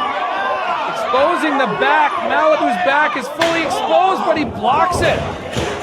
Took way too much time there. Into the corner goes Hart. Knee to the midsection. Another knee from Malibu. Cinches Hart in from behind. German suplex. Over goes Mike Hart. That was a better move there by Lance Malibu, holding on to that stick, using it as a shield, and then ultimately able to reverse that into a German suplex. And you have to wonder, Dan, on that suplex, with all the debris in the ring, did Mike Hart perhaps fall on something? Because he's really stunned down there. And now you see the knee firmly into the lower back, pressure from the champion. I got a piece of that chair that Lance just put in the corner. You'll be feeling more of that chair in a second. Working on that lower back is Lance Malibu. Corner to corner goes Mike Hart into the turnbuckle. In comes Malibu. Hart is out of the way. And Malibu finds the turnbuckle. Up and over goes Hart. Oh my goodness. Hurricane Rana, down goes Malibu. That's such a highly difficult move, and Hart flashes it at the right time. The athleticism, full rotation, 2 count only. Full rotation over the rope into the head scissors, and then the Hurricane Rana from Hart. Both these guys absolutely stunned. I think Malibu is still stunned that he's in this match. Is he going for the sharpshooter here? This is the finisher. Oh. He's got him scouted. Malibu has him scouted. These two have been fighting for months. Got to do a lot more damage to Malibu first before you start pulling off that finisher. He is from the future. He can see it coming, Dan. Oh, like I was saying before, he's seen this match already progress, or how it's going to progress. How he's been able to hold on to the title for so long. There you see that gold grill you were talking about. Those new wrestling pants there too. Really embracing this championship as the crowd now getting involved. They don't like Lenny Lilac at all. He really does.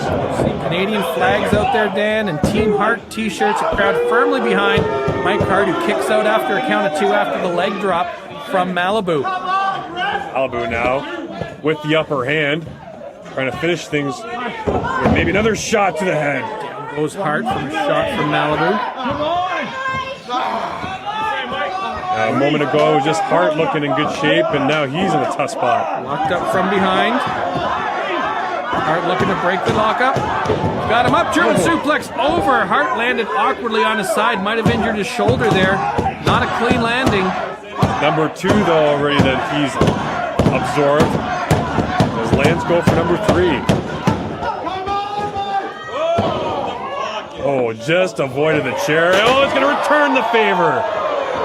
Block and the forehead of Malibu into the chair. He might be out cold. This could be Mike Hart's chance to win the championship. Chair shot to the back. Did Malibu see that in his future? Second chair shot to the back. Mike Hart's got to take advantage here. Chair shot to the head. Hit him hard. And what's he going to do? Is he going to right into the chair again? Chair set up in the middle of the ring. What are we going to see? Through. Kick to the midsection. Malibu still got some left of the tank. Spotted that chair, refused to fall into it. Into the midsection of Hart goes that chair. He's going to put his head right in the wedge. No. What is this? Oh, over the... Here we go. Better close your eyes for this one. This is, ugly. we don't want to show this on television. Oh, right in the turnbuckle. Oh! Right into the throat. Somebody get a doctor. That man might have a broken neck. I know this is... See the shocked looks on the faces in the front row, Dan. Unbelievable. Look at the disgust, really. We know this no holds bar, extreme rules. There's a line, Malibu. There's a line. There's a line of respect, and Malibu has crossed that a long time ago. Trying to defeat your competitor, not injure him and send him to the hospital. The official even has to step in now and make sure that he's still coherent. Look at that chair. Look how that chair's bent, Dan. Metal's not supposed to bend that way. It's not. Blocks the suplex. Hart has something in him. Blocks the second attempt at the suplex. Up and over goes Malibu onto the ground. Unbelievable. How Hart has any strength left to do that is beyond me. Mike Hart is all heart right now, fighting back Lance Malibu after what we just saw with that chair into the ring post. Lance Malibu might be the pure wrestling champion, but Mr. Hart, he's the people's champ. How he is standing is beyond me. Hart's got him in the ring. Malibu stunned. Going up top again. Out of the middle rope. Looks like he's setting him up here, Dan. This is usually... Oh, the fist, the forearm does not connect. It's usually how he sets up for the sharpshooter, which is his finisher. We saw him win the Ontario title last year with that sharpshooter. Malibu has some elusive quickness, and Malibu's going for the sharpshooter. Now we see why he was working on the lower back earlier. You've seen everything now. Oh! But if you're a champion of the sharpshooter, you know how to reverse it, which is what Mike Hart does. Have some troubles though. Working on the leg now of Malibu. Can he lock the sharpshooter in? No, but he wrenches the hamstring. Malibu in a fair amount of pain. Good on Hart to get the pin in. Now you see a refocused attack from Mike Hart, working on the legs of the champion, obviously and clearly setting up for a potential sharpshooter coming up. And Malibu kicking away. He knows what's coming. Can Hart cinch it in? If he can, we're likely going to have a new champion. There Not many people get out of this. There it is. Is he close enough to the ropes? Can he get it over? Still needs to get one more over. He's got him over. Dan, we're going to have a new champion. Lance Malibu, this could be it for his reign. If he can't get to the ropes, we're going to have a new champion. Well, what's Lenny Lilac doing? Of course. He does what he does all the time. Hart pulls him to the center of the ring. And Corey Hart lays out Lenny Lilac, negates the Lilac factor. Like a brother Hart does. in the ring, showing Mike Hart the championship. This is going to be yours. This is going to be yours, he says. What? What is he doing? Corey Corey Hart just DDT'd Mike Hart on the belt? That's his brother. What's he doing? What is happening? Unless Balor is going to go for the pin, he's What is going to this? retain the title. Rusty Rich can't believe it. He's too stunned to even try to break up the pin. And Rich goes down. And Hart with a low blow. What is happening here? What just happened to Corey Hart? I don't understand what's happening. He laid out Lenny Lilac and then he laid out Mike Hart. I'm stunned. What? And Mike Hart, what's he gonna? A low blow to Mike Hart. Takes the pink off, shedding the pink of the Hart family. Symbolically is Corey Hart. Ripping it off. Now he gives it to Rusty Rich. Another shot to his brother. This is disgusting. I don't understand what's happening. That's it! I'm sick of you! I'm sick of you too! I'm the guy everybody came to see! You're a nobody! This whole time! You piece of crap! If your name wasn't Hart, you'd just be a skinny loser named Mike! You piece of crap! Done with you! Well, something's clearly gotten into Corey Hart's head. I don't understand. Then I have no words. I don't know.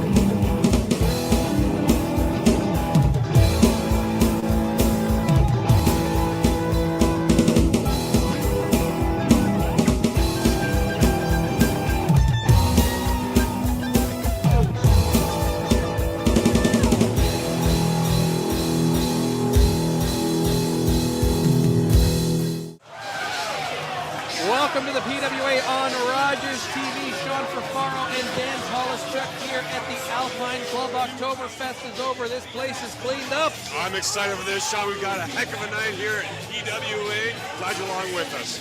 Exciting times here as we are live ringside for our opening contest featuring Mike the Match Hart and Brandon Jacobs. Dan, we've had an opportunity to see Brandon Jacobs a couple of times already on Rogers TV, and this is a new look, new attitude Brandon Jacobs. Oh, you can just see the fire in his eyes. This is, like you said, a brand new Brandon Jacobs trying to turn the page on what's been a difficult career so far, and he's looking to do it against a third-generation Hart and Mike Hart.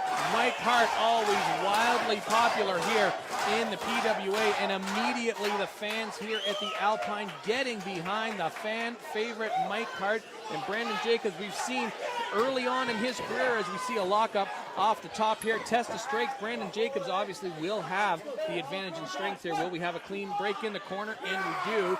And a pose from Brandon Jacobs. But Dan, what I was saying is Brandon Jacobs, we've seen a couple times early in his career not finding the win calling just yet. Will this new attitude help him out? It's going to be interesting to see. He's got to have that focus and drive, something we haven't seen all throughout. But tonight, it looks like a different attitude that he's brought out, not even high-fiving the audience as he came out in his introduction. And you know what's interesting is Mike the Match Hart, so popular here in the PWA that Brandon Jacobs from right here in Kitchener, a hometown fan, clearly not the favorite when he's in the ring against Mike Hart. He's not helping his cause right now, arguing and bickering with this great crowd at the Alpine Club.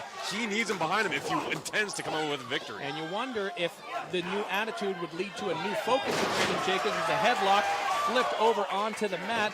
A quick pin attempt here, 1, 2, and only 2, Dan. The focus that you would expect that maybe this new attitude has seems to be a little distracted in engaging with the fans. Yeah, exactly. This is the second time he's doing it. He has to be concerned because Mike Hart, as a technical wrestler, is superior to Brandon Jacobs. And for Brandon, he's got to have all focus directed at Mike. Well, technically speaking, he sure does have the bloodline as Brandon Jacobs with a knee to the midsection and a quick couple of forearms to the back of Mike Hart, taking him down to the mat. What are we going for here? Looks like a suplex, and over goes Mike Hart to the mat. And now an obvious and blatant choke attempt, advantage Jacobs using the 4 count. And just using that strength that he has. You talked about his size and using it to his full advantage right there. And again with the chokehold. And there you see Brandon Jacobs locking eyes with the referee saying, I know I'm not allowed to do this, but I'm going to take advantage. He's looking for that little edge to hope it can get him into the win column. You know what? I like this. He's trying to set the tempo and the pace and dominance in this match. Yeah, what wasn't working for him before, he clearly was not content to continue with. So a new focus for Brandon Jacobs as 3 shoulder tackles make that 4 into the midsection of Mike Hart in the turnbuckle. Down goes Hart in a heap, and Brandon Jacobs firmly in control. Oh, it's completely wearing him down. But the thing with Mike Hart, and we've seen it before, he's got a lot of endurance. Brandon Jacobs just can't let up. And an obvious boot to the throat, maximizing the 4 count again. Brandon Jacobs really has to watch it here. He's towing the line with this referee. He might risk a disqualification. Maybe that's what he's going for. Well, that's the thing. He's got to toe the line, as you said, find the balance, make Mike Hart hurt, but not go over that edge. Yeah, maybe winning the match isn't his focus as much as establishing himself as someone to be worried about as he goes through in a shoulder into the midsection. Mike Hart over the ropes, head scissors. What are we going to see here? Hurricane Rana, down goes Jacobs. And all of a sudden, Mike Hart back in this match. Reverse atomic drop, down goes Jacobs off the ropes, and a clothesline from Hart. Down for a cover, 1, 2, only 2. And that's the first pin from Mike Hart. All of a sudden, this momentum transitioning in his direction. Brandon Jacobs down, stunned by the flurry of offense from Mike Hart there. Back to the feet, a punch to the midsection, another forearm to the back. Jacobs has Hart down to the mat, stomps once. And clearly targeting his head and his throat in the early going. Hart's going to have to shake the copper buds really quickly. Now his knee, what a shot there. Doing the old Garvin stomp, working his way all the way around and stepping on all the joints before dropping the elbow on Hart. Another pin attempt here, hooks the leg, and 1, 2, only a 2 count. That 200 plus pounds is dropping like an anvil on Mike Hart. I can only match the pain he's feeling right now. And that will take the wind right out of your sail. Talking to the referee, we've got another boot in the throat. Come on, see that, give a count. You know what, Brandon Jacobs is losing a lot of my respect right now. The kind of act he's pulling right there, just unnecessary. Brandon Jacobs telling this capacity crowd, I don't like any of you. He should be focused with whoever's in the ring right now, and that's Mike Hart, who flips over the back, got him down. Could he be setting him up for the sharpshooter here? Steps through, crosses the legs, hooks it in, and flips it over. This is done. Brandon Jacobs isn't getting out of this. Nobody gets out of the sharpshooter from Mike Hart. He's reaching for the ropes, but back to the center of the ring. Has he got it hooked in still? I don't think Brandon has a chance now. It's just a matter of time. He taps out the victory to Mike Hart. And so much for turning the page for Brandon Jacobs. Same old as Mike Hart comes away with the victory. You know, Dan, with what we saw from Brandon Jacobs there, I like that edge, but a little more focus on the opponent as opposed to towing the line with the rules might have seen a different effect here tonight. Definitely dominated that match in the early going, but let it slip away as Mike Hart is celebrating this one with the crowd at this time. Joining me now is the brand new Ontario champion, Carl LeDuc, who's got his first title defense tonight against Scotty O'Shea. What's your game plan tonight, Carl? What's going to be my game plan? Just like I usually do. Beat up people, cut them to pieces. And you know what, Scotty O'Shea? You see those big 2 hands that I got? One like up there and one holding my belt? I'm going to be marking your body from head to toe. And you're going to be feeling the power and the pain of the Quebec wrestling terrorists. That is the new PWA Canada champion, and I'm here to conquer. Anybody who wants to go through my way, you're welcome in my jungle. And be ready to be feeling the power and the pain of Quebec wrestling terrorists. The size that hurts, call Excel. Carl LeDuc bringing martial law to the PWA.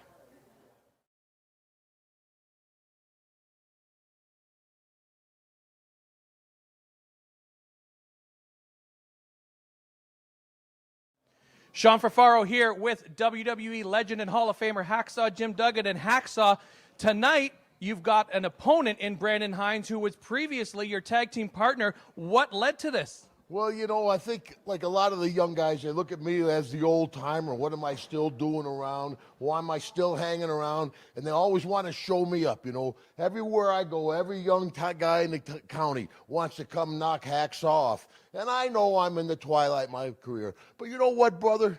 You know, I get sick and tired of hearing these...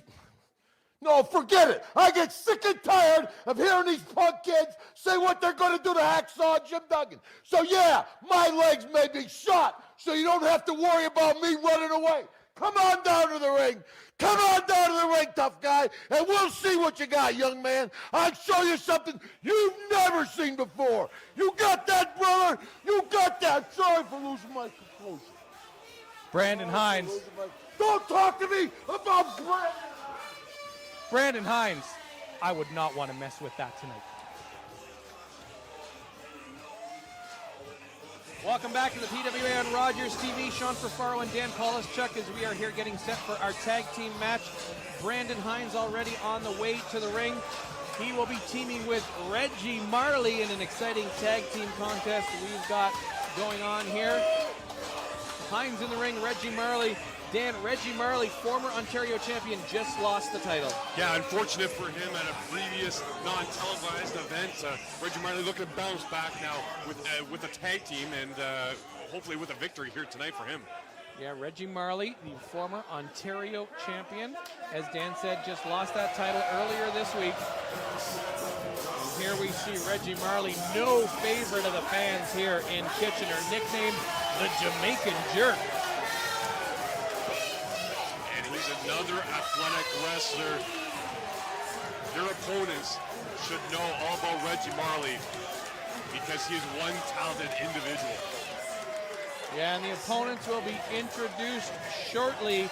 Elian Habanero and a special guest here on the PWA this evening. Talking about pedigree, this individual takes it to a whole new level. That's called a tease in television, and we will have our tag team introductions shortly. Joining me right now is Elian Habanero. That's right. I'm here to do my favorite thing in the world. That is, other than talking to Roger here, wrestling. I'm doing wrestling. What was the question?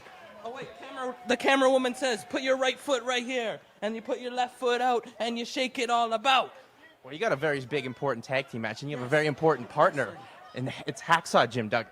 Hacksaw Jim Duggan. He's got his 2x4. I got wood. We're going to take on all comers, and we're going to win, and we're going to go home happy. Cuba! Cuba-America connection. What a time it is in 2016.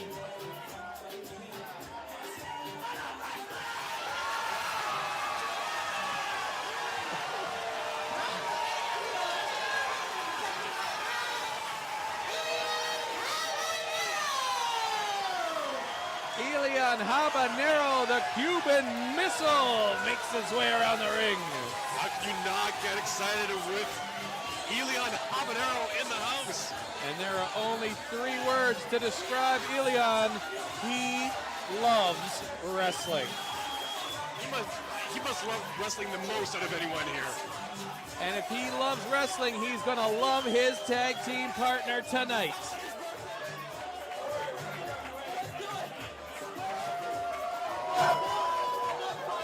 Timing is so fun. Where is he? Is it me against 2? Or we're supposed to have Hacksaw, right?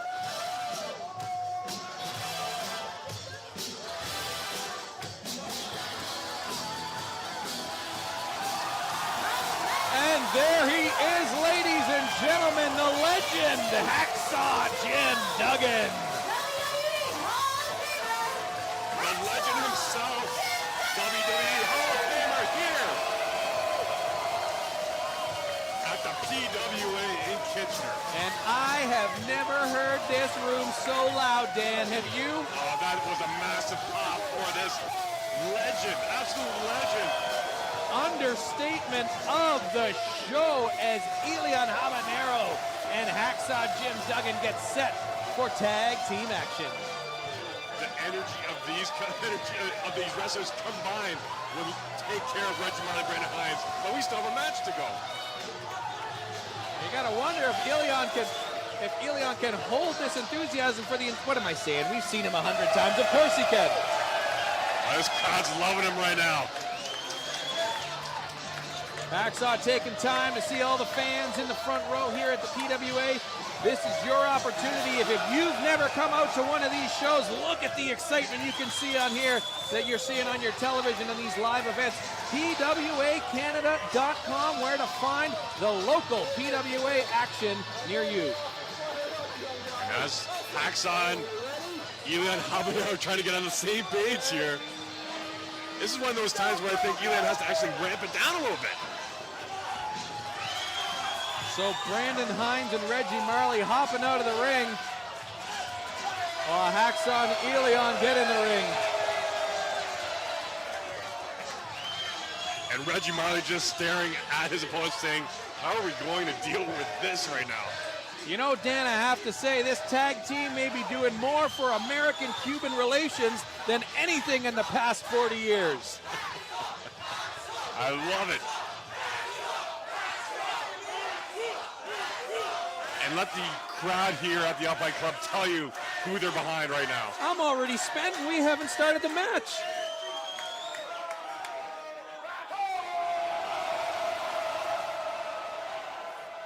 How can you not love this guy? How can you not get excited here? Everybody's got their cameras out. You get a Hall of Famer and legend here in the Alpine Club. And he's got that vintage 2x4 as well. He's set to take on, well, looks like Brandon Hines first. I don't know which one of these two will want to get in the ring first. A fan favorite, the crowd loves him, but I'll tell you, you know his wrestling acumen, Dan. You do not want to mess with this guy in the ring. I can't even go through his entire resume. It's just so impressive. And as I said, everyone knows what his pedigree is like, what he's been through. He's been through all the battles. So we might be settling down here and getting ready for the beginning of this match. Who will start it off? Oh, there we go, the 2x4 and Reggie Marley and Brandon Hines back outside. And I'll tell you, if that 2x4 was coming at me, I'm making a beeline for the exit too. Well, I think you want to get that sign first, though, right? Yeah, of course. You want an autograph, but then you want to get the heck out of Dodge.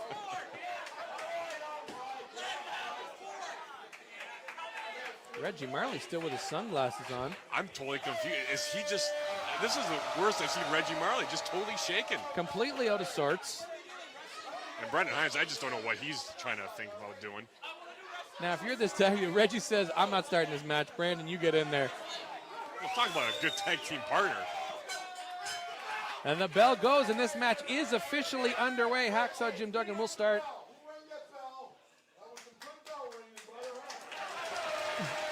In fact, what a classy guy, Jim. Hacksaw Duggan applauding the bell ringer.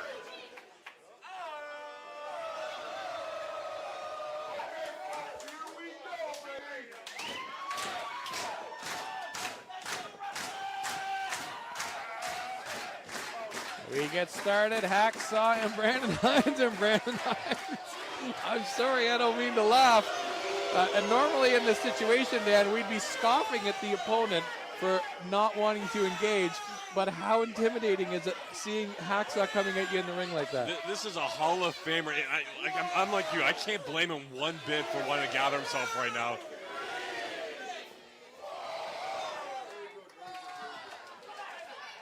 Brandon Hines back in the ring for now.